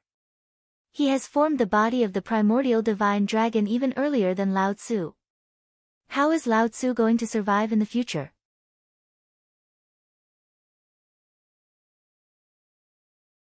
Chapter 800. Wuqi had no time to pay attention to Ao Buzan's complaints. An immeasurable amount of virtue entered his body. With billions of devout fanatics providing him with an enormous amount of faith power, it was as if he had billions of processing chips installed to help him understand the heavenly Tao. The virtue quickly transformed in his body.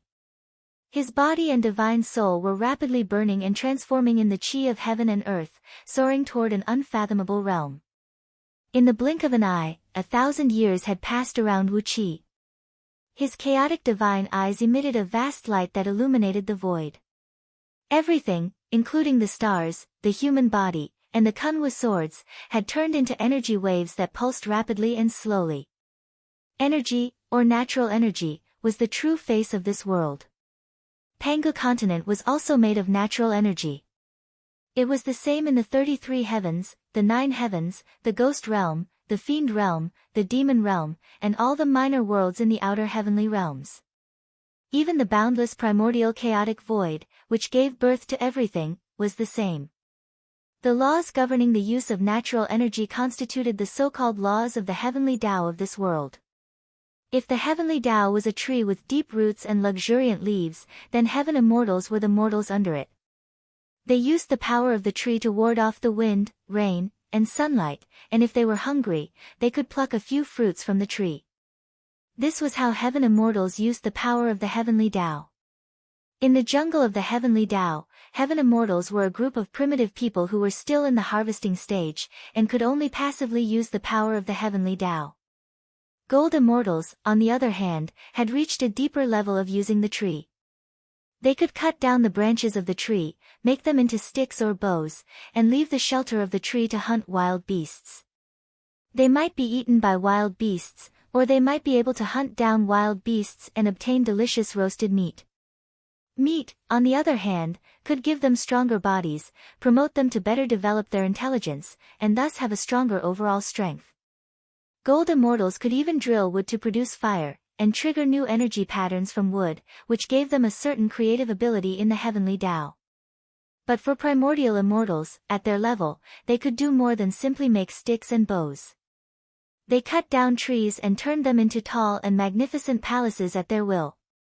From then on, they no longer needed to shelter from the rain under the big trees. Their palaces made of big trees could provide them with better enjoyment. They used tree trunks as channels to guide water from afar to their homes, so that they could have a clear spring to quench their thirst while sitting at home. They used trees to make wheels, and from there, they had carriages. They could use their own strength to pull heavy objects that were far beyond their own limits, and easily move them around. They could even crush trees and use them to make snow-white paper. On the paper, they could write down their comprehension of the heavenly Tao or draw fascinating paintings. They had evolved from pure power into art, and art could not be erased. From then on, they would not be moved by anything, and ordinary tribulations would no longer be in their eyes. Had it not been for the monstrous war that destroyed their homes and burned their books and paintings, these primordial immortals would have been living peacefully in their fortified residences, without worrying about food or clothing, and spending their days writing and painting, living a carefree life. In that fleeting moment, Wuqi understood what the heavenly Tao was, and what the heaven immortals, gold immortals, and primordial immortals were. As the yellow energy kept pouring into Wuqi's divine soul, his divine soul had easily crossed the threshold of the primordial immortal realm. He now had all kinds of knowledge about how to touch the heavenly Tao, and he had understood all its mysteries. The problem was, he did not have enough power to do all this. For a newborn child, even if he knew the art of making paper, even if he knew how to build palaces, even if he knew how to put down tree trunks and let them rot to grow all kinds of mushrooms and fungi to fill his stomach, he did not have enough strength to do all these things. Wu Qi's magic power soared, but he was still far from becoming a basic 9th-tier primordial immortal. A peak-level gold immortal was powerful enough to move the stars in the sky and play with them as if they were balls. Moving mountains and draining seas was a piece of cake for him. But, the magic power possessed by the weakest 9th-tier primordial immortal was 100,000 times more than that of a peak-level gold immortal. No more, no less, exactly 100,000 times. This was the biggest difficulty a peak-level gold immortal faced when stepping into the realm of primordial. Without a huge amount of energy stones and immortal stones to replenish energy, without a large number of immortal pills to replenish energy, and without tens of thousands of energy veins for him to absorb, even if a peak-level gold immortal had broken through the realm of primordial, he would never truly possess the overall strength of a primordial immortal. At the moment, Wu Qi was hovering in the void. He had used up all his energy stones, and there were no good energy veins in the mortal world for him to absorb. His divine soul had made the breakthrough, and he only needed to wait for his magic power to complete the transformation before he could transform into a real primordial immortal. If it were someone else, be it a gold immortal from the Tao League, a bodhisattva from the Buddhist League, or a human expert like Jizhua, who specialized in one cultivation technique, the power of faith that entered his body would be enough to support him to break through the threshold of primordial immortal. But, as Wu Qi cultivated both fleshly body and magic, the amount of energy he consumed was more than twice as much as they did. On top of that, his magic power was chaotic energy. In terms of quality, the chaotic energy cultivated with Scroll of Stealing was several times better than the magic power of a 9th-tier primordial immortal. If Wu Qi wanted to make both his fleshly body and magic power break through the realm of primordial at the same time, he needed more than 100 times the energy of an ordinary primordial immortal. As the yellow and black energy fell like rain, Wu Qi's divine soul expanded rapidly. He had come into contact with the real profound meaning of heaven and earth, but his fleshly body and magic power could not keep up with his divine soul. At the moment, Wu Qi was like 1,000 Einstein's brains stuffed into the body of a baby born with a disability. He had supreme wisdom but no corresponding power, and the feeling of emptiness and powerlessness made Wu Qi feel a sense of extreme hunger. Spiritual energy, spiritual energy, spiritual energy. Wu Qi needed a lot of it. Saliva sprayed out of the corner of his mouth uncontrollably. Perhaps he was the first immortal to drool when breaking through the realm of primordial. He dared not say that there would never be someone like him in the future, but he was definitely the first in history. His eyes were green with hunger, and his body was trembling. When his greedy eyes glanced at Ao Buzan, Jin Jiao, and the others, Ao Buzan and the others fled in panic. They had the illusion that Wu Qi would skin and eat them alive. The yellow and black energy continued to fall for 2 hours. During that time, Wu Qi's divine soul emitted a strong purple-gold light that shone for thousands of miles, and his cultivation base remained firmly in the realm of primordial. But, his magic power was only increasing very slowly. The faith provided by hundreds of billions of fanatics who were on the verge of death and almost burning their souls was enough for any ordinary immortal to form a primordial body, but it was far from enough for Wu Qi. The difference was dozens of times, and he needed dozens of times more energy to make up for it. Wu Qi's body was trembling violently. Gnashing his teeth, he turned to look at the rapidly vibrating core of the fiend-slaying sword formation. There were 8 primordial immortals, including Buddha Futu.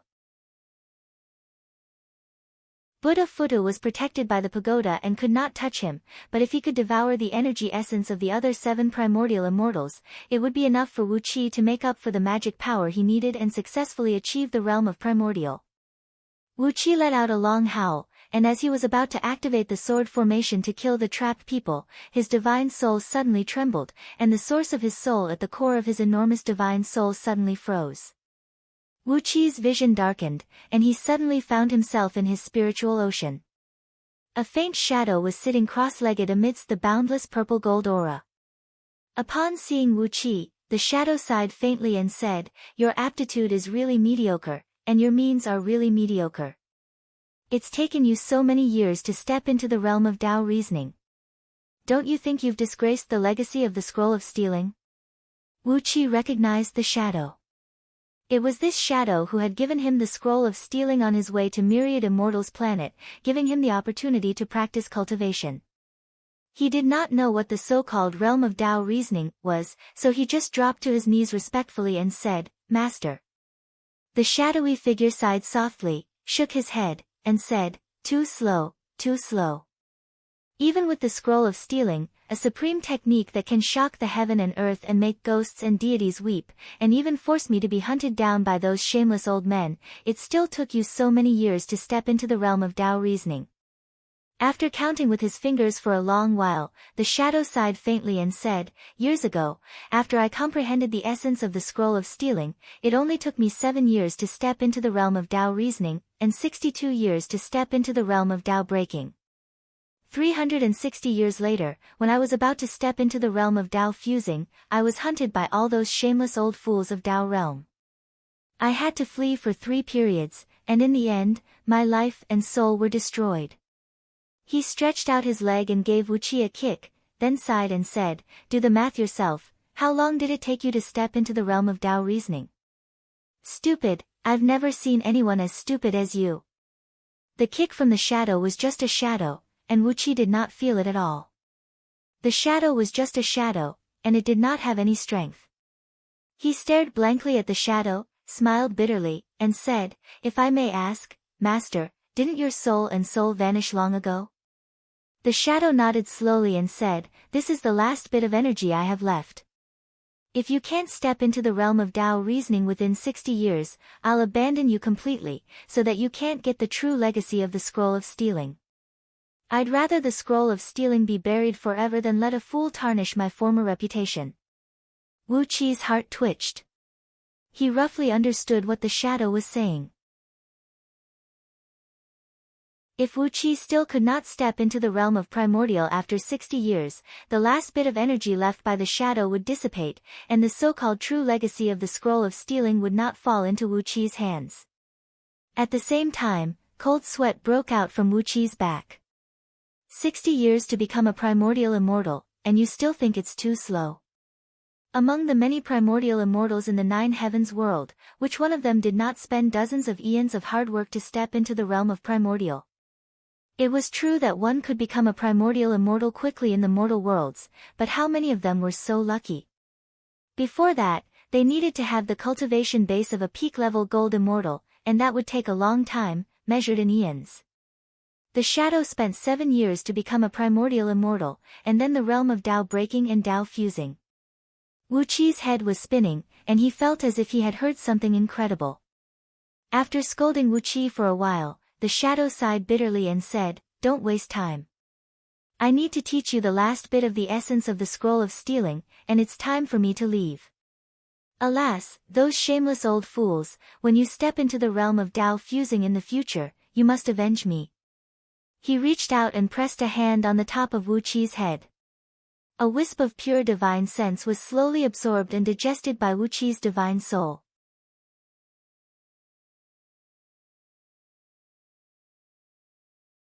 Chapter 801. But now, the aura of the great thief had truly fused with Wu Qi's divine soul. At the same time, he compared the information he got from Mao Spai with the information he got from the fragmented memories of Buddha Futu. Most of the almighty experts in the realm of Tao breaking and Tao reasoning had fallen in the past apocalypse of heaven and earth. Wu Qi's heart could not help but twitch. So many ancient almighty experts had fallen so easily. No wonder the oracles of the Directorate of Celestials were so extravagant as to use the corpses of ancient Buddhas to make a Vichy incense. 100 or even 1,000 phoenixes suddenly turned into old hens hugging their nests.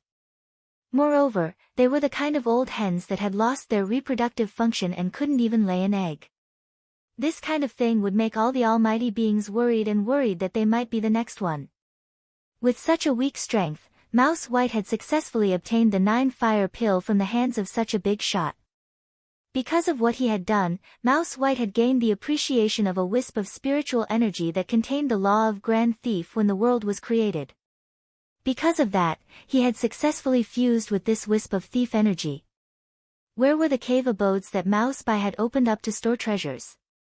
The Tao Breakers and Divine Immortals were lucky enough to find a few stones in the river, which they built into stone platforms that could survive in the raging river.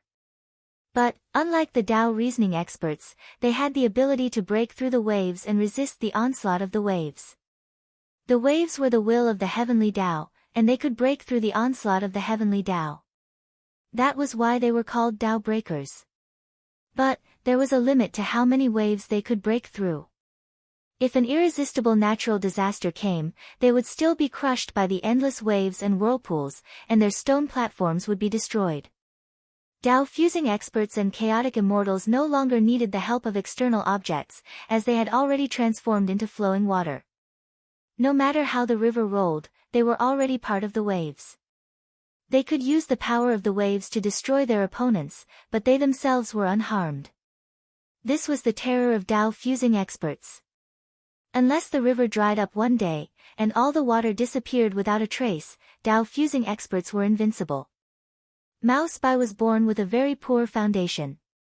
Even if he had a pair of wings, how good could an ordinary mouse's foundation be? Although it had gained sentience, Mouse White was still the kind of creature that controlled its daily actions instinctively. It didn't know how to use its brain at all. Now that he had the cultivation base of a peak heaven immortal, he felt that he was very impressive. That was why he decided to steal the 9-fire pill, which was a Tao-breaking expert. If Wu Qi could not reach the realm of primordial within 60 years, he would never be fated with this aura for the rest of his life. With the infusion of his soul sense, a scene of primitive times unfolded in front of Wu Qi. There were tens of thousands of almighty experts in the primordial world who were born at the same time as Great Saint Pangu, and millions of innate deities who were born after the world was created. In accordance with the heavenly Tao, countless living beings had emerged from the fusion of various innate auras when Pangu continent was created, and that was the origin of many divine beasts and fowls. Even the weakest of these connate lifeforms were at the Tao reasoning realm, because they themselves were products of the great Tao. In addition to all the innate creatures, the combination of the heavenly Tao's opportunity and the acquired natural energy on Pangu continent, together with the intentional or unintentional creation of those almighty experts, had given birth to countless living beings in just tens of thousands of years. The Shadow's true form was born in that era. When he was born, he only had the cultivation base of the Jin Dan realm. In that era, he was just an ant among ants, a germ on an ant's foot, and no one would pay any attention to him. After stealing unscrupulously for 7 years, Mouse White stepped into the realm of primordial from the peak of heaven immortal realm. To become a primordial expert in just 7 years was sensational even in the ancient times. But, that was not all. It took him another few decades to easily step into the realm of Tao breaking from the realm of Tao reasoning, and then another few hundred years to fuse the realm of Tao fusing from the realm of Tao breaking. Compared to the current cultivation system, the realm of force was the overall strength of those below heaven immortal realm, a realm that relied purely on brute force. If he had not met Wu Qi, who knew when the scroll of stealing would have found a new successor? The realm of true was the collective name for heaven immortals and gold immortals. They could borrow or use a little bit of the power of morality, but they were still not qualified. A phoenix suddenly becoming an old hen hugging its nest, this matter would make many almighty beings rejoice in the misfortune of others to watch the show. As his divine sense slowly poured into Wu Qi's divine soul, more information came pouring in. In the ancient times, meridians, such as the 7 stealing heaven meridians, which could innately extract natural energy from the outside world for one's own use, were common. At least, Mouse White had met no less than 1,000 living beings with 7 stealing heaven meridians, including turtles, crabs, and lobsters. However, after Mouse Bai was encircled and killed, those almighty experts had probably used some kind of destructive method on the 7 stealing heaven meridians, making the last bit of energy that Mouse Bai had condensed into a jade medallion had been tossing and turning in the mortal world for countless years, but it still hadn't found a suitable inheritor. The shadow did not have any great ambition. At that time, all living beings in the ancient times had extremely long lives, and even a tiny being like him had a lifespan of several eons. Just like that, he went around all day looking for spirit herbs and spirit grasses to gnaw on, living a carefree life. Naturally, an alliance was formed to hunt down Mouse White.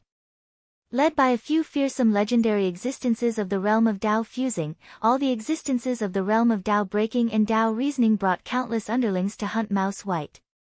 All the almighty experts in the universe went after Mouse White at the same time. Although he had already reached the peak of the realm of Tao breaking, and could step into the realm of Tao fusing at any time, he was still beaten to death. He only had time to spare a bit of energy to condense the jade medallion, which he passed on to the Tao fusing, and randomly threw it into the vast void. It was not long after Pangu created the world. On the newly born Pangu continent, there were countless innate experts of all kinds. It could be said that primordial immortals were everywhere, and gold immortals were as common as dogs. At that time, there was no such thing as primordial immortals and gold immortals. Those almighty experts simply divided their overall strength into the realm of Tao, the realm of True, and the realm of Force.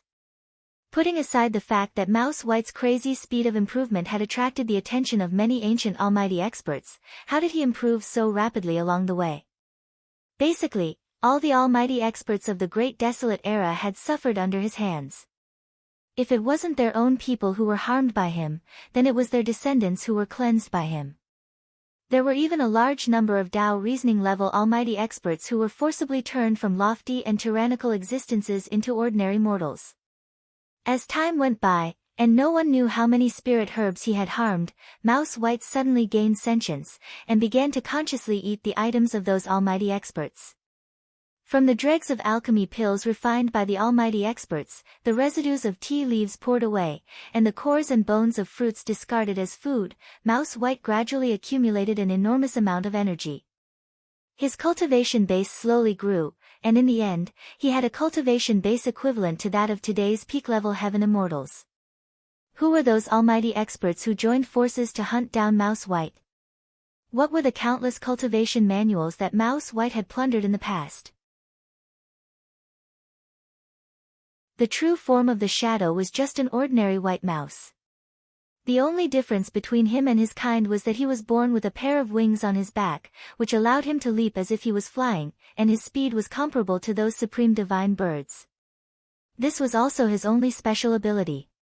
Apart from that, his true form was just an ordinary white mouse formed from acquired energy, a white mouse who liked to steal food from everywhere. Many almighty experts would grin and sigh behind their backs when 10 phoenixes suddenly turned into old hens hugging their nests. Compared to Mouse White's behavior in those years, Wu Qi was simply a moral model who adhered to the 5 stresses, 4 beauties, and 3 passions. With a cultivation base of peak-level heaven immortals, Mouse White was bold enough to challenge a Tao-breaking expert. But, he had succeeded. Tao reasoning experts and primordial immortals were swimmers in the river. They were adept at swimming, rising, and falling along with the waves, and were the so-called tide riders. But, once the water surged beyond the limit of their ability, these Tao reasoning experts would be knocked over by the waves, and all their cultivation base would go down the drain. This was the origin of the shadow, and this was the origin of the scroll of stealing. The realm of Tao was divided into 3 levels, Tao reasoning, Tao breaking, and Tao fusing. Using the levels that immortals were familiar with today, they were primordial, divine heaven, and primordial. This was the first thread of innate thieving aura. Mouse White had passed on this aura to Wu Qi. With the injection of his divine sense, more and more profound mysteries of the scroll of stealing began to fuse with Wu Qi's divine soul. Wu Qi was not in a hurry to read the real essence of this part of the scroll of stealing. His attention was focused on another part of the information. The first thread of innate ghost energy created the ghost realm, and the first thread of innate fiend energy created the fiend realm. In the ghost realm, the fiend realm, and the demon realm, there were many primordial immortals. And, this thread of innate thieving aura had completely fused with Mouse White's body, which was equivalent to an entire realm. If the heavenly Tao was compared to a river, then Force and True realm experts were just nobodies who fetched water from the riverside. They could see the river, but they were still far away from it. Perhaps, they could scoop up 2 or 3 buckets of water from the river and drink it, but that was their limit. All kinds of information about the primeval times kept pouring into his mind, including the information about the Huang clan, who created the human race, and a few other existences of Tao fusing realm. Wu Qi flipped through the information like it was a priceless treasure. Although the information existed in his spiritual ocean in the form of a spirit body, Wu Qi could not help but gasp. The means of these people were too unimaginable.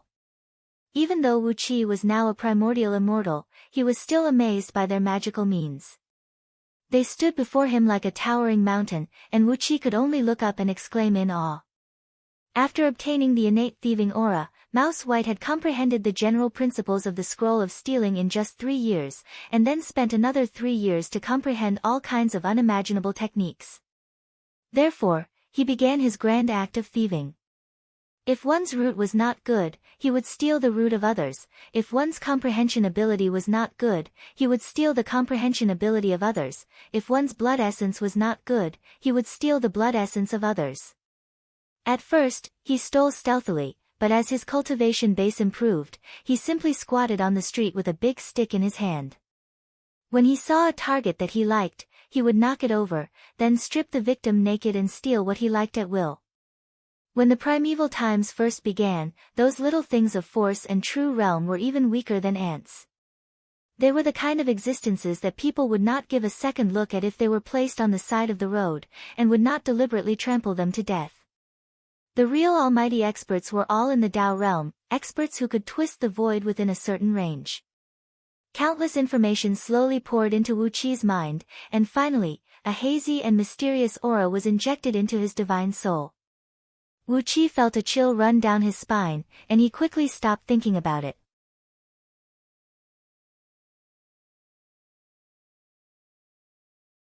Chapter 802.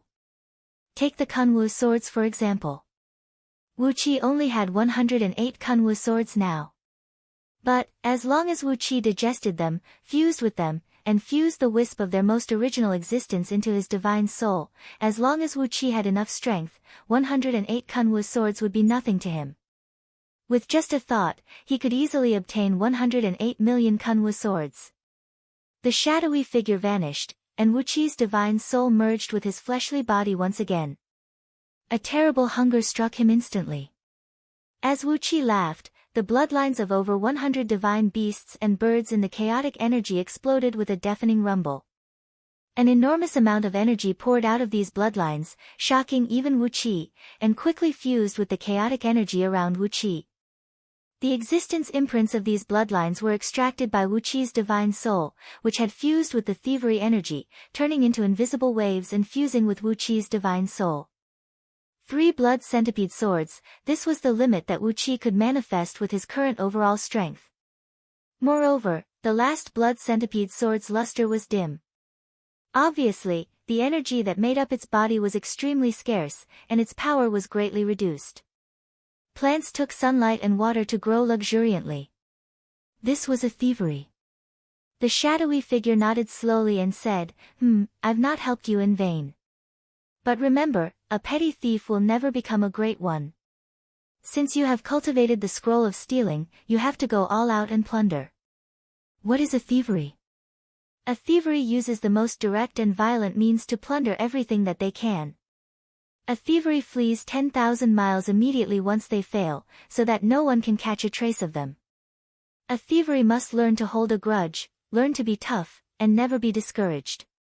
If you suffer a loss from any target, next time, you must make sure to strip him clean, even his neighbors and friends. This is the mentality that a thievery should have. In the past, when the shadowy figure was at his strongest, he had devoured the 3 trigrams seal of primal belonging to an almighty Tao fusing expert. Later, when he was besieged by countless almighty experts, he could only form 108 3 trigram seals at one time at the same time. When the 108 primal treasures of primal attacked the original owner of the trigram seal, his face was swollen, and he had to flee in panic. That battle was the most satisfying for the shadowy figure. His eyes darting from side to side, Wu Qi instantly fixed his eyes on the natural phenomena medallion. The Scroll of Stealing allowed one to understand the principle of thievery, so that one could steal things more easily, faster, and more efficiently. What was the purpose of this? Just to strengthen oneself, so that one could steal things better and faster. Then what is the target of stealing foreign objects? There was no goal. This was the law of heaven and earth contained in the first strand of thievery energy. Just like the other laws of heaven and earth, it existed, so he did it. As for why he did it, he didn't care. Immortals harvesting the world's spiritual energy to achieve an immortal physique was theft. The fiend-slaying sword formation deployed by 108 Kunwu swords or the fiend-slaying sword formation deployed by 108 million Kunwu swords, which was more powerful. When their cultivations were at the same level, an additional Kunwu sword would increase the power of the sword formation. If Wu Qi had tens of thousands of Kunwu swords in his hand and laid out a sword formation at this moment, apart from Buddha Futu, all the other primordial immortals would have been killed by him. Others are like men. To take grain to fill their stomachs is thievery, to drill wood to make fire to keep warm is thievery, to gather cotton and silk to cover their bodies is thievery. However, this was enough to satisfy Wu Qi. He said happily, "Wonderful, truly wonderful. What should I swallow next?" The mysterious man nodded satisfyingly, then murmured in a low voice, "Gone, gone, my real body has been dead for so many years, finally I can rest." How tragic was it to be annihilated? Remember the list of enemies I gave you, and if you have the chance, help me take everything they have. He wanted to completely possess them, and fuse them into his body with the ultimate technique of the scroll of stealing, the myriad harmonization grand magic. From then on, they would be Wu Qi, but Wu Qi was not just them. With a single thought, Wu Qi could activate their power with just a wave of his hand, and that would be much faster and better than relying on the power of these external objects. Then, the mysterious man told Wu Qi the last bit of enlightenment he had gained, then severely criticized Wu Qi for his mistakes and omissions. In the mysterious man's view, the power source of these external objects was important, but their actual existence was meaningless. Fusing them into one's body was the best choice. Just like how Wu Qi had cultivated so many cultivation techniques at the same time, and possessed the seeds of a few innate divine flames at the same time, this was the embryonic form of the myriad harmonization grand magic. As long as the chaotic energy was activated, Wu Qi could simulate any incantation and release any innate divine flame at will. However, these things were usually fused with Wu Qi's chaotic energy, and could not show themselves.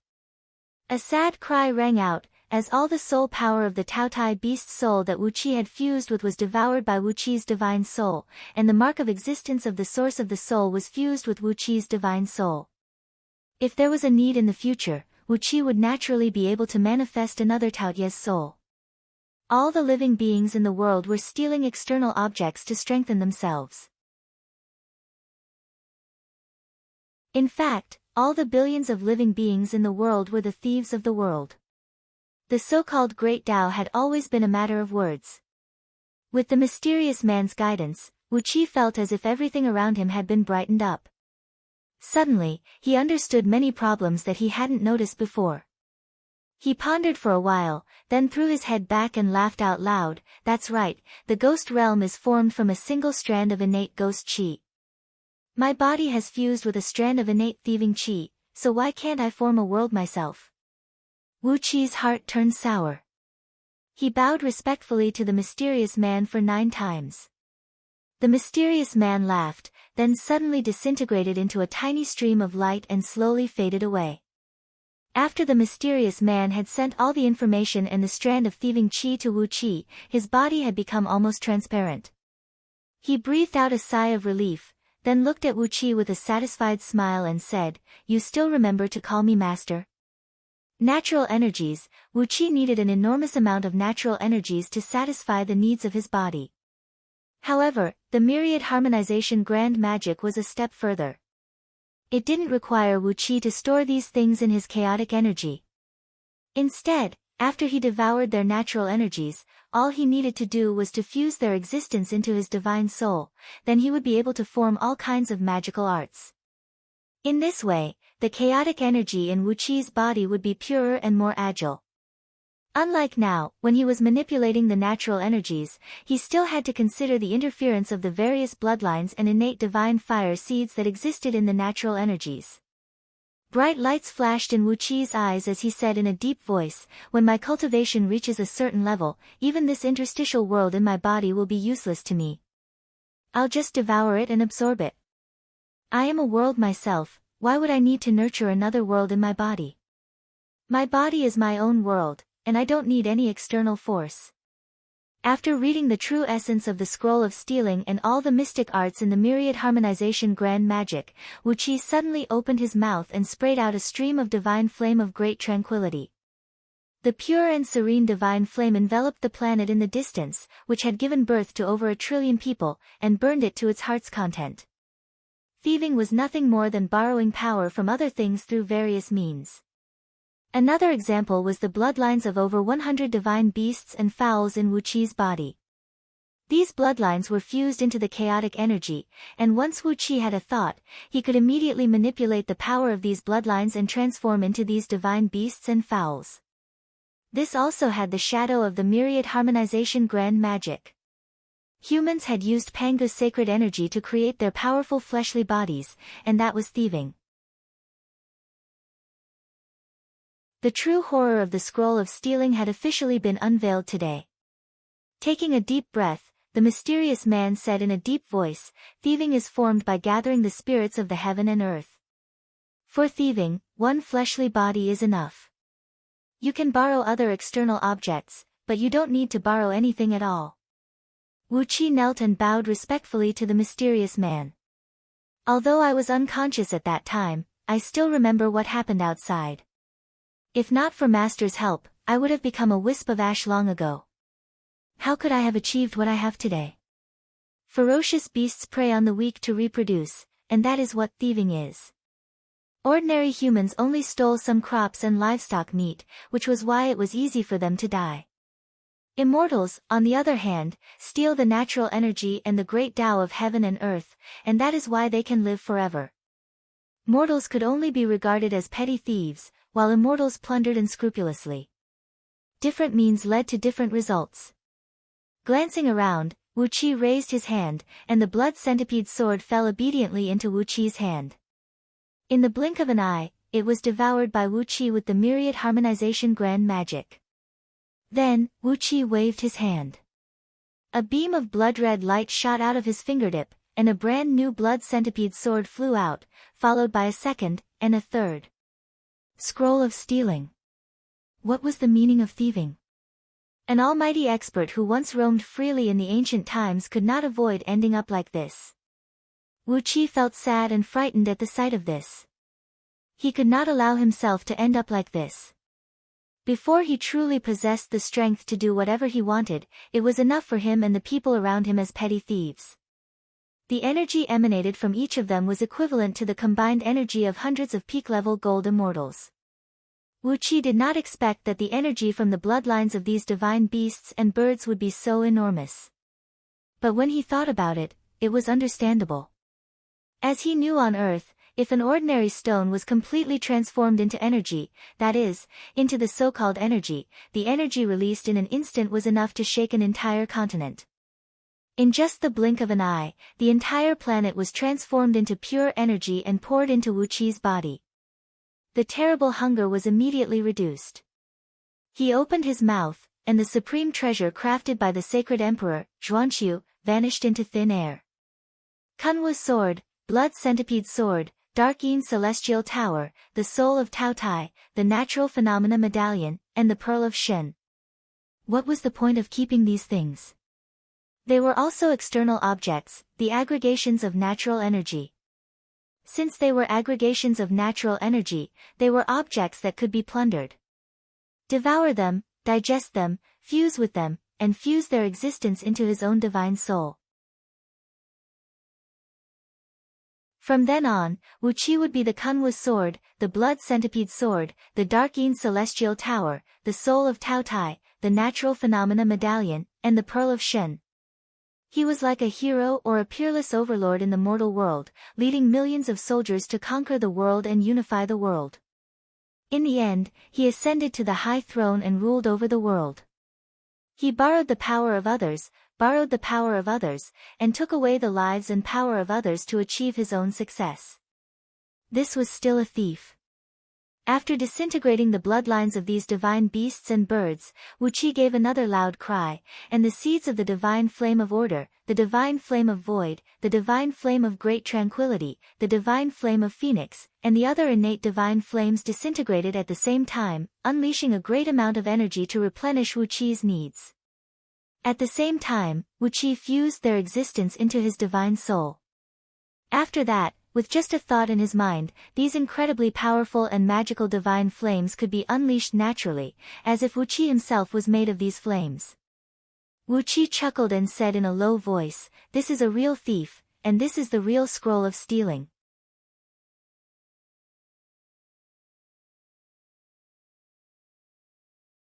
Chapter 803. The essence of Scroll of Stealing was the myriad harmonization grand magic, but the scariest thing about it was that thread of thievery energy. As Wu Qi had cultivated the 5-element sword technique of heaven-breaking sword sect, it was like a butcher had a kitchen knife in his hand. He had also cultivated the cultivation technique of White Cloud Immortal sect, and it was like a butcher had a sharp sword made of steel.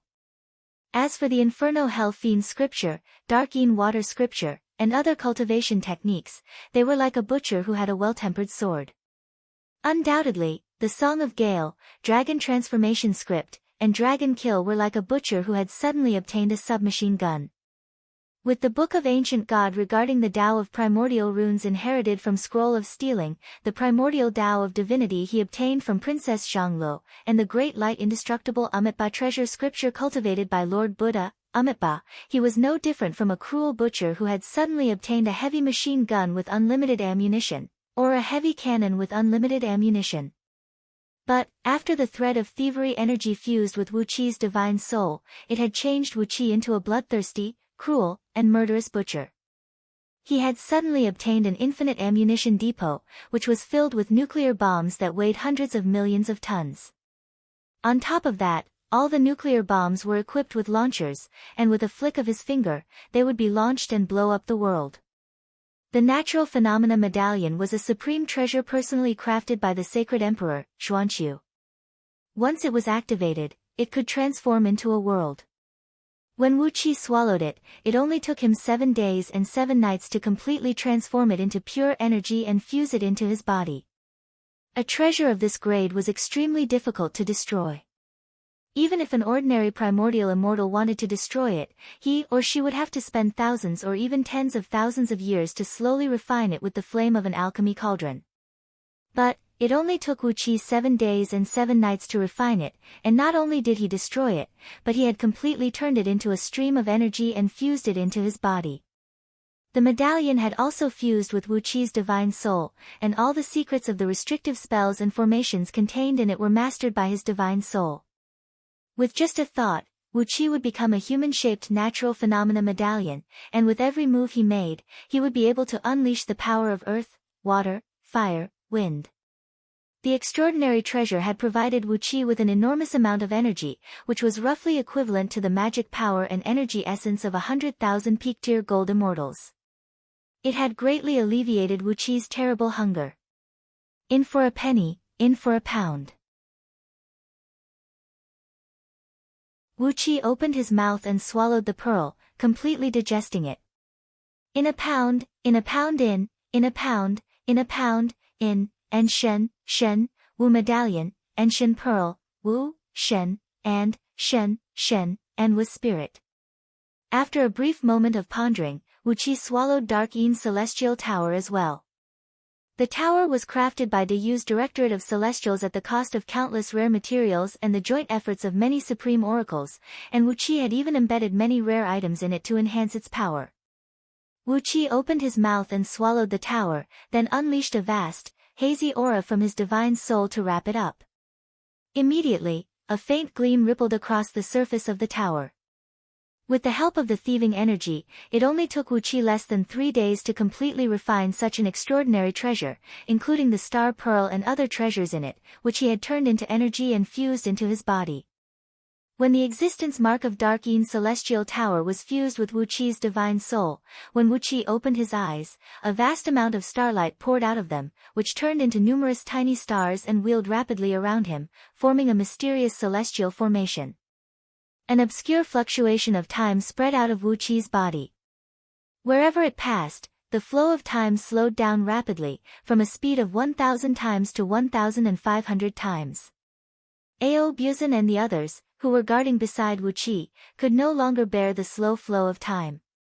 Their bodies were stiff and their eyes were blank. Not only their normal physiological activities, but even their thoughts had almost come to a standstill.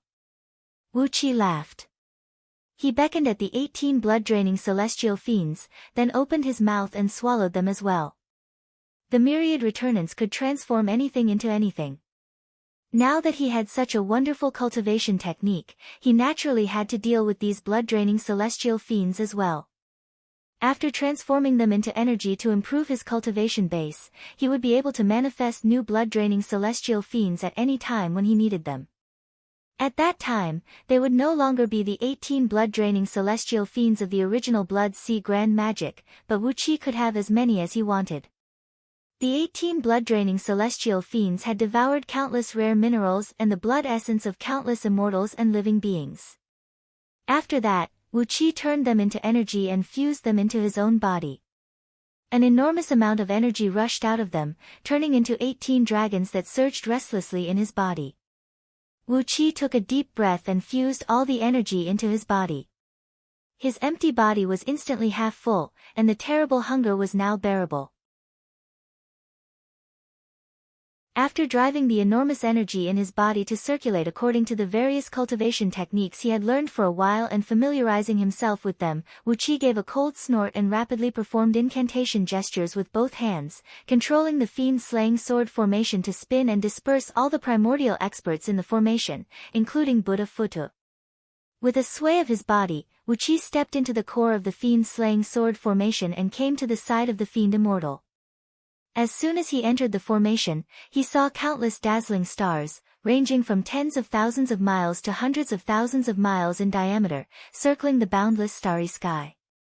As far as his eyes could see, all he could see were stars emitting dazzling light. The terrible star power had condensed into 9 silvery swords in the void, wheeling slowly in the rhythm of the Taiji, Yin, and Yang, 4 divisions, and 8 trigrams. Every time the 9 tens of thousands of miles long swords circled in the air, an invisible killing intent would sprinkle down from the sky, turning into a meteor shower, a comet, or even a silver black hole, smashing down on the trapped demon immortals. The almighty fiend expert, who was tightly surrounded by 72 black banners and surrounded by 7 huge fiends, sat firmly on a black cloud, gnashing his teeth and roaring furiously at the void. It was unknown which cultivation technique of the Fiend League this primordial expert practiced. Although it was a technique of the Tao League, he had manifested an avatar with 3 heads, 6 arms, and 9 eyes. A pitch-black cloud wheeled over his head, inside of which was a black lotus that emitted plumes of black smoke that swept in all directions, shattering all the attacks that came raining down from above. But, the power of the formation was so strong that although he could protect himself, he could not get out of it. As soon as Wu Qi stepped into the formation, he immediately exercised the great light indestructible Amitabha treasure scripture and transformed into the golden avatar of the Buddha with 4 faces and 6 arms. He roared and waved his 6 arms at the same time, unleashing a monstrous golden Buddhist light that transformed into countless layers of sandalwood incense and vaguely evil vanquishing Buddhist light that shot toward the fiend immortal. The divine power of the Buddhist League was the nemesis of demons and ghosts, not to mention the supreme scripture cultivated by the Lord Buddha, Amitabha. Even though the fiend immortal's cultivation base was much stronger than Wu Qi's, the black smoke he unleashed still could not withstand the attack of the fiend light, and more than 70% of it was broken like boiling water splashed on snow. Wu Qi performed the immovable fundamental incantation with both hands and recited the mantra of the Buddhist League. At the same time, balls of golden flame shot out of his mouth, which turned into thunderbolts and smashed down. Caught off guard, the 72 black banners around the fiend immortal were hit by the Buddhist League's devil-subduing divine thunder. As the saying goes, evil never triumphs over good. The pure Buddhist divine power blew the banners to pieces. Countless wisps of black smoke rose from the banners, but in the blink of an eye, they were shredded to pieces by the silver starlight. The fiend-slaying sword formation rotated rapidly, and the 9 Kunwu swords shot out of the void and hacked at the fiend immortal. The fiend immortal cried out and hurriedly pulled out an immortal artifact shaped like the top of a human's head, which transformed into a cloud of black smoke to protect his body. Wu Qi cried out as well. Reciting the mantra of the Buddhist League, he plunged down from the sky with the momentum of Mount Tai, his 6 arms smashing randomly on the black smoke like gangsters fighting on the street. Wherever the Buddhist light passed, the black smoke disintegrated, and the 9 Kunwu swords easily pierced into the much thinner black smoke and tore the fiend immortal to pieces. Then, Wu Qi punched the fiend immortal's forehead, sending a mighty Buddhist power into his spiritual ocean and severely wounding his immortal soul. The thievery energy transformed into a dense gray energy that burst out of his fist, wrapped around the fiend immortal's immortal soul, and swallowed it. Activating the myriad harmonization grand magic, Wu Qi opened his mouth and sucked away all the fiend immortal's magic power and energy essence. Half a month later, Wu Qi let out a long roar and flew up into the sky, striding into another part of the formation. A trapped Buddha was sitting cross-legged on a jade lotus throne, facing the rain of starlight swords as if nothing had happened. With the avatar of Amitabha, Wu Qi quietly appeared in front of the Buddha, and with a casual wave of his hand, shattered the rain of starlight swords, and even the entire fiend-slaying sword formation trembled violently. The trapped Buddha was overjoyed. He hurriedly rose to his feet on the lotus throne, retracted his divine ability, put his palms together, and bowed respectfully to Wu Qi. "Greetings, Buddha." Wu Qi did not give the Buddha a chance to finish. 2 blood centipede swords shot out of his nostrils, circled around the Buddha's head, and hacked him until he looked like a bloody gourd. Then, he grabbed the dead Buddha with both hands, and the golden body of the Buddha abruptly turned into a golden stream that rushed into his body. The myriad harmonization grand magic began to work crazily again. 10 days later, Wu Qi came to another trapped Buddha. 5 days later, the avatar of Amitabha with 4 faces and 6 arms appeared next to the last trapped Buddha, except Buddha Futu. A fragrant wind and auspicious mist poured out of the fiend-slaying sword formation. With the help of the magic power and energy essence of the 3 Buddhas, as well as the energy transformed from their Buddhist treasures, Wu Qi smoothly stepped into the realm of primordial. A 9th-tier primordial immortal was already a real upper-class figure in this universe, and no gold immortals or heaven immortals could compare with him. The power of the fiend-slaying sword formation suddenly skyrocketed 100-fold. With a sway of his body, Wu Qi was wrapped in the divine flame of great tranquility and emanating the pure and rich immortal energy of the innate pure yang universal scripture.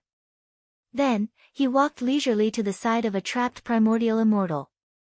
The 3 poor primordial immortals had been sneakily attacked by Wu Qi and had their heads chopped off by the blood centipede sword. Now, when they suddenly saw immortal Ding Jun, an important minister of the celestial court, appear in front of them, their first reaction was the same as that of those Buddhas. They hastily rose to their feet and bowed. Therefore, within 10 days, all 3 primordial immortals had become Wu Qi's prey, and the Tao techniques they cultivated had become Wu Qi's private collection. With the myriad harmonization grand magic and the thievery energy, Wu Qi's overall strength had improved in just 1 month, which was equivalent to the magic power and cultivation base that ordinary primordial immortals could achieve after 3 eons of arduous cultivation. The power of the fiend-slaying sword formation grew stronger once again, and with a little reluctance, Wu Qi strode up to Buddha Futu.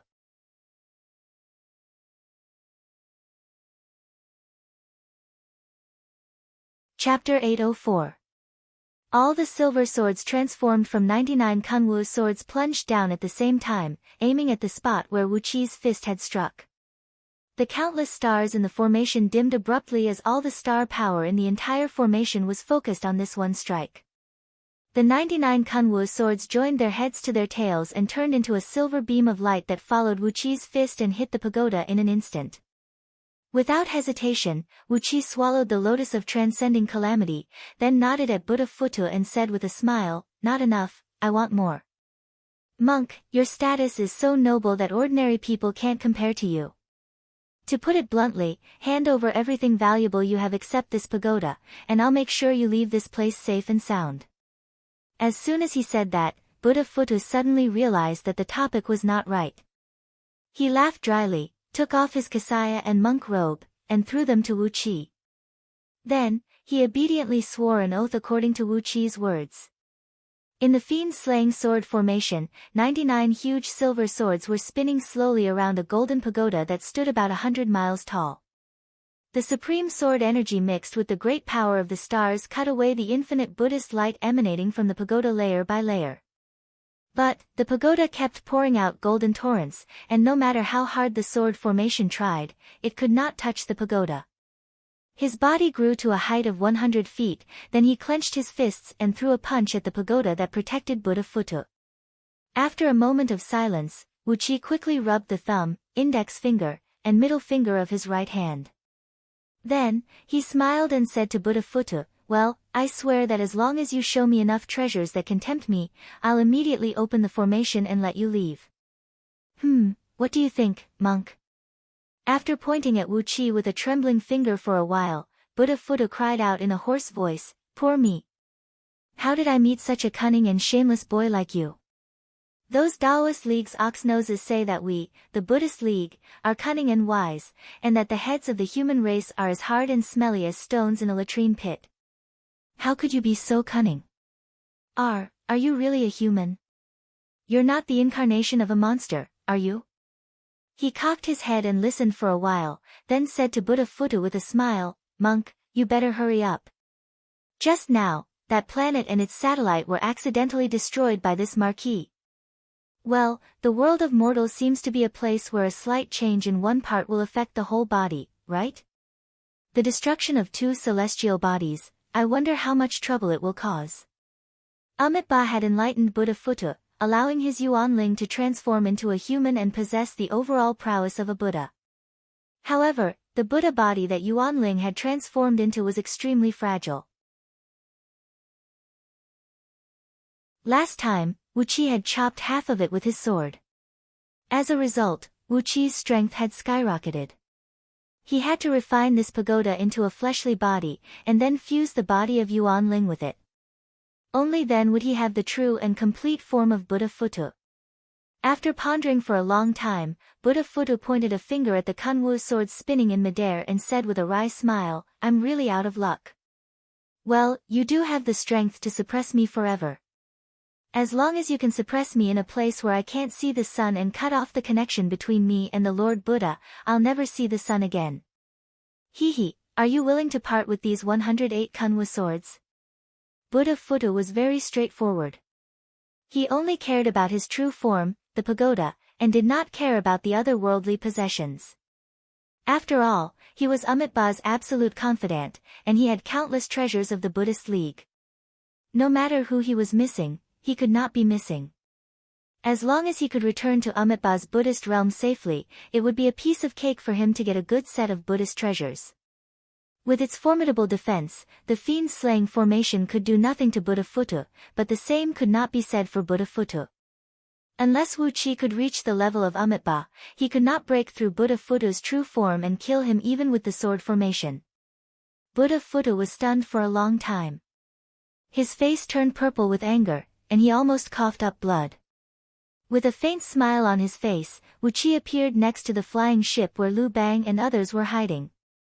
Sitting cross-legged on the pagoda with his eyes narrowed, Buddha Phutu murmured to himself, "The others? Well, who else is still alive?"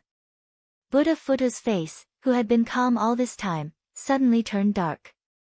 He leaped to his feet, pointed a finger at Wu Qi, and cursed, "Fuck your 18 generations of ancestors. I'll fuck them all to my heart's content, whether they are men or women. Bastard! It's one thing for you to destroy a few mountains up there, but how could you destroy their home planet? I swear, After carefully examining Buddha Phutu's body and finding that there was nothing left on him, Wu Qi sighed and waved his hand. As the starlight faded away, he said, "Give me a moment. I'll send you away after I've dealt with the others." Apart from a cloth wrapping around his crotch, Wuqi did not leave anything for Buddha Futu. Wuqi immediately interrupted him and said grimly, "Bald donkey, since you dared to swear that you will kill me, I'll kill you today even if I have to risk everything. Swear now that you'll never attack me again, or I'll put you down today. Swear by your natal name, Yuan Ling, swear by the name of your master, Amitabha, that if you see me again in the future, you'll run 1,000,000,000,000 miles away from me and never attack me again." Buddha Futu chuckled, then shook his head and said, "That's right. Who else can be poor like us Buddhas?" After obtaining the scripture Amitabha cultivated, Wuqi could naturally see what Buddha Futu's biggest problem was. It was not only the kasaya and monk robe, but also the belt woven with dragon tendons around his waist, the monk boots made of jade-stemmed bodhi leaves, and the monk's trousers that came with the robe. The prayer beads in his hand were also stripped clean by Wuqi. The largest bead on the beads was a storage magical artifact, which contained all of Buddha Futu's personal treasures. Wuqi sighed. This was where Buddha Futu's problem lay. His defense was too strong. With Wuqi's current cultivation base, he still had a chance to devour Yuan Ling with a sneak attack from behind, but it was impossible to destroy him in a head-on confrontation. Wuqi smiled and ignored Buddha Futu's scolding. Stepping on a clump of silver light and flying a few circles around the pagoda, Wuqi's body elongated as numerous translucent purple-gold dragon scales emerged and wrapped him completely. 2 9-pronged dragon horns, each nearly 10 feet long, grew out of his forehead, emanating beams of auspicious light that condensed into a dazzling cloak behind Wuqi's back. Meanwhile, the sky-veiling flag of chaos had transformed into a large dark cloud that enveloped the flying ship, resisting the attack of the 12 Kunwa swords. As the Buddhist artifact that Amitabha had carried with him for so many years, Buddha Futu was a purely defensive artifact that occasionally served as a suppressor to suppress some powerful living beings. When it came to offensive techniques, Buddha Futu was not very good at them. He was now worrying about how to transform his true form into a human so that he could fuse Yuan Ling with his fleshly body. How could he have the time to study the divine abilities of the Buddhist League with great destructive power? Frowning, Wuqi stared at Buddha Futu for about 10 minutes, then nodded slowly and said, "It's true that I can't kill you now, but I have enough confidence to suppress you. However, I have enough confidence to suppress you. I can completely suppress you and make you disappear for billions of years, even if I give up on the 108 Kunwa swords. You can't absorb any natural energy or obtain any power of faith, so you can't refine your true form and become a real Buddha." When he saw Wuqi step into the formation, Buddha Futu bellowed furiously, "How dare you take advantage of the Buddhist League, you despicable man! That planet is promised to King Yang Qiu for breaking through the Hongmeng Panga heaven. How dare you take all the benefits from it?" But, compared to his formidable defense, Buddha Futu's offensive power was so weak that it was pathetic. With a clap of his hand, the golden lotus throne hovering over his head flew in front of Wuqi and said in a deep voice, "Apart from me, only the 8 supreme Buddhas of the Buddhist League have one of the Dharma lotuses of traversing calamity transformed from the first batch of 9 lotus seeds on Lord Buddha's 8 treasures lotus throne." Buddha Futu uttered a Buddhist mantra as a great golden light burst out of him, illuminating tens of thousands of miles in an instant. The golden pagoda stood between the heaven and the earth, motionless. When Wuqi's fist was still several tens of feet away from the pagoda, the force of his fist was gradually melted by the beams of golden light. At last, his fist brushed past the pagoda like a gentle breeze. Likewise, the silver light beam transformed from Kunwu swords failed to touch the pagoda. The void in the surroundings vibrated, and the swords pierced through the void diagonally, missing the target as well. Frowning, Buddha Futu sat cross-legged on top of the gourd at the top of the pagoda. A golden lotus throne hung down from the top of his head, emitting a purple golden light that shielded him. Coupled with the protection of the pagoda, he was tightly protected in the center. No matter how the formation outside changed, he did not even flinch, as if he was not worried about his own safety. But, from time to time, he would clap his hands and shoot out a few beams of golden light, exploding and stirring up large ripples in the silver light. Initially, Wuqi wanted to take away the crotch-wrapping cloth made of rare materials, but on second thought, Wuqi did not have the courage to swallow it. That was why Wuqi did not let Buddha Futu return to the Buddhist realm naked. With the power of this pagoda, if Buddha Futu could refine his true form into a human body, his golden body would definitely be stronger than all the present Buddhas of the Buddhist League, and might even surpass his master, Amitabha, and become the #1 indestructible golden body in the Buddhist League. With such a wonderful future waiting for Buddha Futu, Wuqi did not believe that he could tolerate being suppressed for countless years. Buddha Futu stared coldly at Wuqi and said with a sneer, "Boy, there's no way you can break through my defense. If I were so easy to kill, wouldn't Lord Buddha have been killed countless times already? You can't do it. If it's someone with the cultivation base of a peak-level first-tier primordial immortal, or the first master of the secret palace, they might be able to refine me." Wuqi did not even dare to pretend to be Amitabha to deceive Buddha Futu into removing his defense. Unlike those 3 unlucky Buddhas, Buddha Futu had followed Amitabha for countless tribulations, so he naturally had a thorough understanding of Amitabha's aura. Wuqi might be able to deceive others, but how could he possibly deceive Buddha Futu, who was almost Amitabha's right-hand man? Instead, it would expose the fact that Wuqi was proficient in the great light indestructible Amitabha treasure scripture, and that would force Amitabha to hunt Wuqi all over the world. With a faint smile on his face, Wuqi revealed his true appearance and appeared in front of Buddha Futu.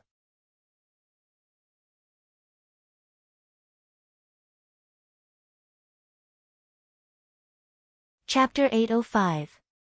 The sky-veiling flag of chaos was the natal immortal artifact of the North Celestial Emperor, one of the 5 celestial emperors of heaven and earth. It was a unique treasure produced in the primordial world, capable of breaking through the void and stabilizing the earth, water, fire, and wind. Ordinary elemental magic attacks had no effect on it, and it could weaken more than 90% of the attacks of evil spells, curses, and other divine abilities. Lu Bang had only borrowed the sky-veiling flag of chaos from the North Celestial Emperor, which meant he could only exert 1/10,000th of the primordial world's power. However, this 1/10,000th of defense was enough to prevent the 12 Kunwu swords from getting close to him.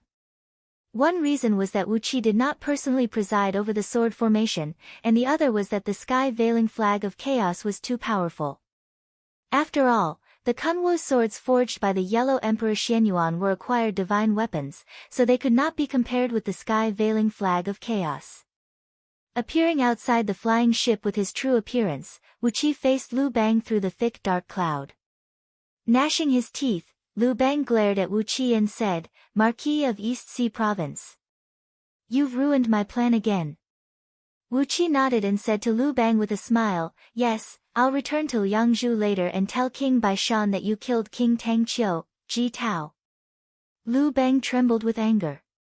He pointed a finger at Wuqi and growled, "Shameless."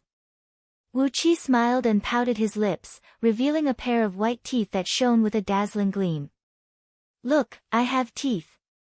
With a strange laugh, Wuqi said, "If King of Han falls into my hands, I guarantee you won't have a single tooth left." The furious Lu Bang snorted and suddenly calmed down. Narrowing his eyes and stroking his long beard, he seemed to be thinking about something. Instead, Fan Kuai, who was standing behind Lu Bang, suddenly leaped forward with a loud roar and threw the spear in his hand at Wuqi's chest with a whistling sound. The spear was 18 feet long and pitch black, forged with 99 kinds of divine iron alloys. It was clean and unadorned, and weighed 36,000 kilograms. Coupled with thousands of restrictive runes, once activated, it felt like hundreds of mountains were pressing down on Wuqi's head, causing its weight to soar tens of thousands of times. Fan Kuai threw the spear with all his strength, and all the restrictive spells on the spear were activated at the same time. A pitch-black aura throbbed like a flame, wrapped around the spear, and countless restrictive runes could be seen spinning in it. The void around Wuqi, who was facing the spear, suddenly sank, and the gravity around him increased by more than 10,000 times. At this moment, Fan Kuai's real cultivation base was exposed to Wuqi. As a pure body cultivator, he only had the immortal energy of a 36th-tier heaven immortal, which was enough for him to fly on a cloud. His enormous energy essence was swirling like a dragon in his body, and his terrible fleshly strength was equivalent to that of a peak-level gold immortal. With a wave of his hand or a stamp of his foot, he could unleash the full force of a peak-level gold immortal with the help of his natal gold immortal artifact. Not bad. Thick purple gold dragon scales emerged on Wu Qi's right palm as he grabbed the spear as easily as grabbing a blade of grass. As a body cultivator, Wu Qi's fleshly body had also broken through the realm of primordial. According to the difference in strength between a 9th-tier primordial immortal and a peak-level gold immortal, Wu Qi's fleshly strength was 100,000 times stronger than Fan Kuai's. His every move was accompanied by the power of the heavenly Tao, so Fan Kuai's attack was nothing to him. With a swipe of his palm on the spear, Wu Qi had removed all 3,600 restrictive runes in it. Then, he nodded at the dumbfounded Fan Kuai and said with a smile, "The material of this spear is good, but the restrictive arrays in it are rubbish." 3,600 restrictive runes? Why do you need so many? Come, let me show you what the spear I've modified looks like. A bright light gathered at the tip of his finger as Wu Qi casually threw a rune recorded in the ancient god's scroll that represented the essence of gravity into the spear.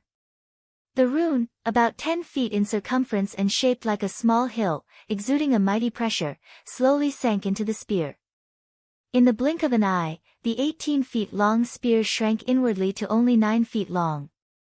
A terrifying gravitational force gushed out from the inside of the spear, forcefully compressing the spear by more than half. The impact of a single rune was far greater than the 3,600 layers of restrictive spells on the spear.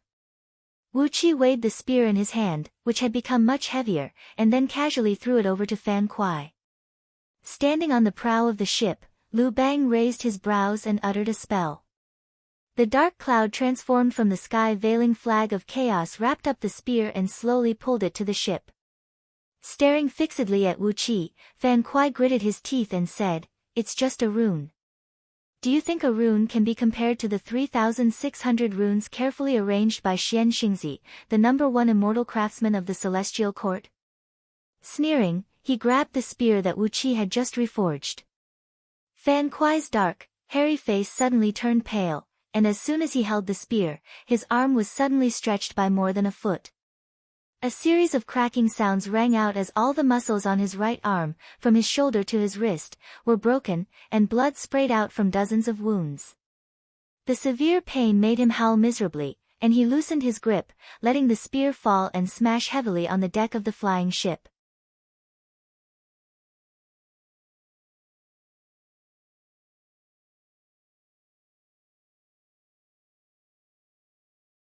Wu Qi grabbed the ring, then pointed his finger at an inconspicuous jade-colored thread tied to Lu Bang's right wrist, on which hung a string of 13 small jade slips that looked like protective talismans.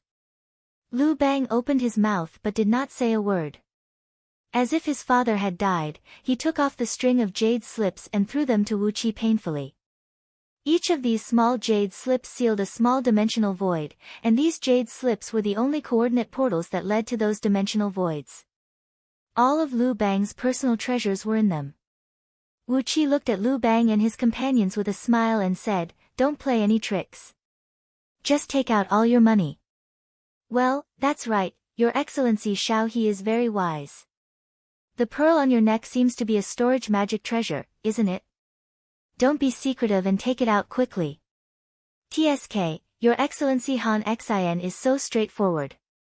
"Well, no, I don't want the undergarment. It's too wicked to take it away."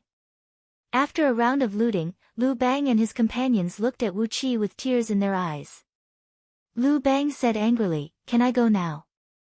Wu Qi nodded with a smile and said, "As long as you tell me your background, you can go." Lu Bang froze for a moment.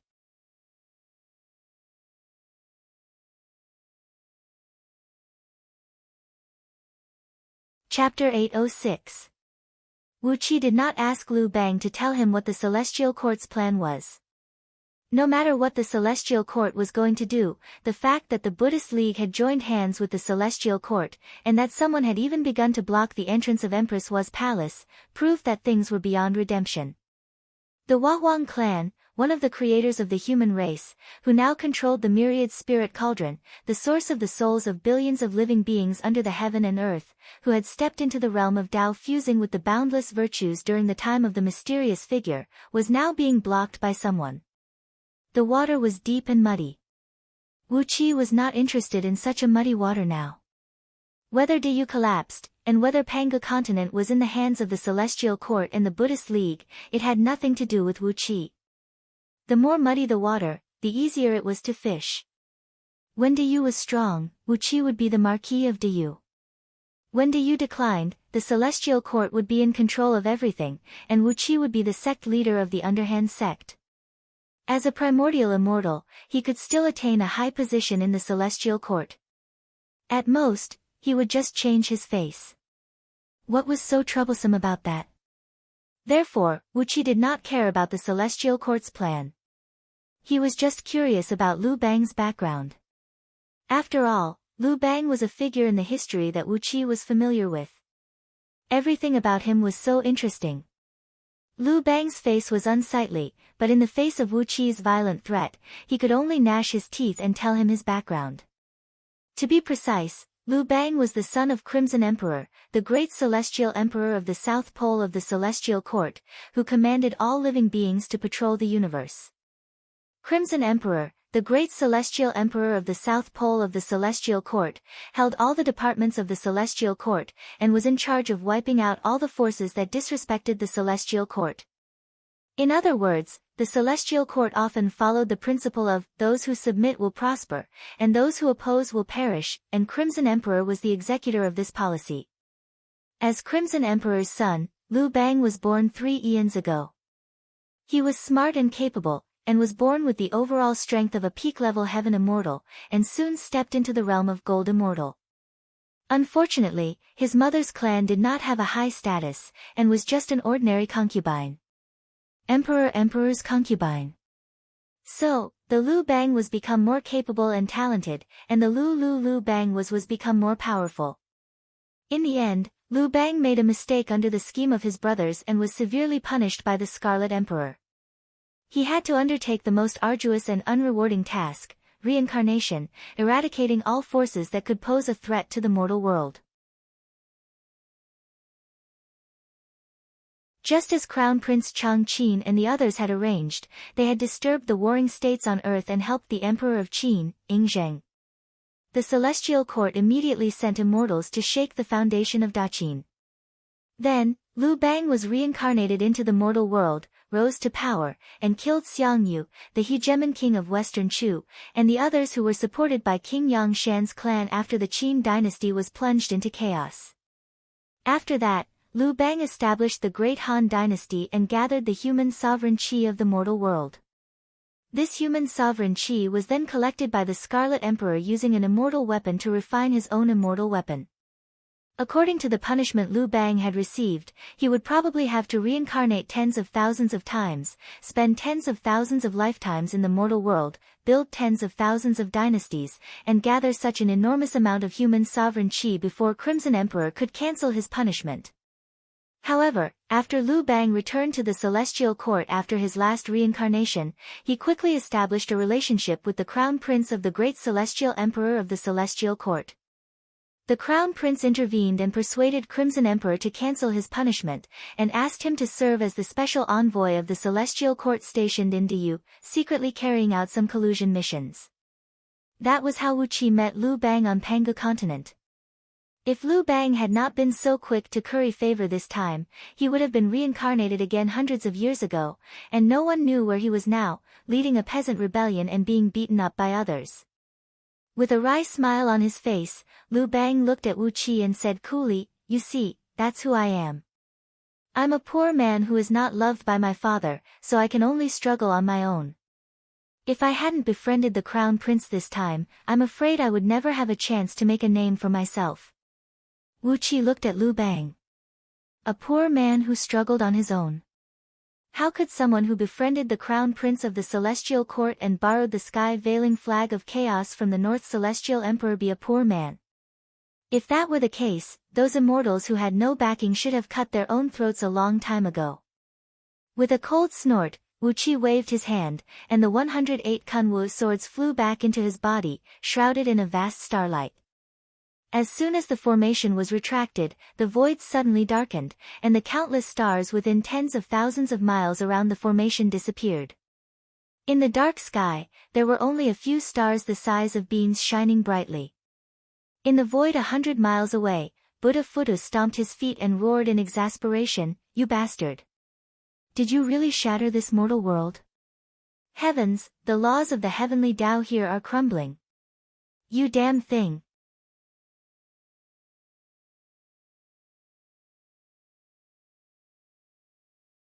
Among these heavenly soldiers and heavenly generals, the one with the highest cultivation base was a third-tier gold immortal, riding on a white tiger and holding 2 swords in his hands.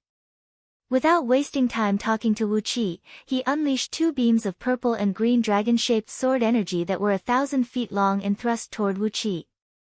At the same time, he opened his mouth and shot out a beam of yellow light that carried an uneven object that looked like a bezoar toward Wu Qi.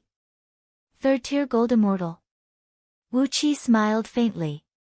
He did not want to waste time with these heavenly soldiers and heavenly generals with low cultivation bases. He threw out a casual punch and shattered the 2 dragon-shaped sword energy, while dozens of cracks appeared on the 2 swords in the heavenly general's hands. The heavenly general cried out in pain. Amidst the yellow mist, the thing that looked like a bezoar smashed down towards Wu Qi with a refreshing fragrance. The fragrance was intoxicating, and the bezoar itself was heavier than the stars. If someone with a weaker cultivation base were to be smashed by it, his head would definitely be broken and bleeding. Looking at the fragrant object, Wu Qi could not help but laugh. "General, are you an ox spirit who has become an immortal? Is this the natal immortal treasure cultivated from the bezoar in your body? Don't tell me you don't have any other treasures with you." Amidst his laughter, Wu Qi snatched the bezoar, which weighed millions of kilograms, and shoved it into his storage ring. The bezoar produced from the body of a third-tier gold immortal ox spirit was a rare and good medicinal ingredient, which could be used in dozens of supreme-grade gold immortal pills. It was an excellent raw material. The heavenly general was so anxious that he almost cried. As Wu Qi had said, he had nothing but the 2 immortal swords. If he were a wealthy demon immortal, how could he be sent by the celestial court to guard the void passage in this remote dimension? The bezoar was indeed his natal immortal treasure. It was refined from a ball of bezoar that he had condensed in his body since he was a child, and was basically half of his life. After being forcefully taken away by Wu Qi, the heavenly general's eyes turned red. He threw away the broken immortal sword in his hand and suddenly transformed into his original form. A giant black bull that was over 1,000 feet tall roared and charged at Wu Qi. Wu Qi snorted coldly. With a flash, he dodged the desperate black bull's spirit and punched him in the ear. A supreme divine power exploded out and blew half of the bull spirit's body into pieces. Wu Qi shouted, "As a demon immortal, you didn't go to the demon realm. Instead, you joined the celestial court and worked for the celestial court. That's fine, you're just looking for a meal. But you shouldn't have blocked my way.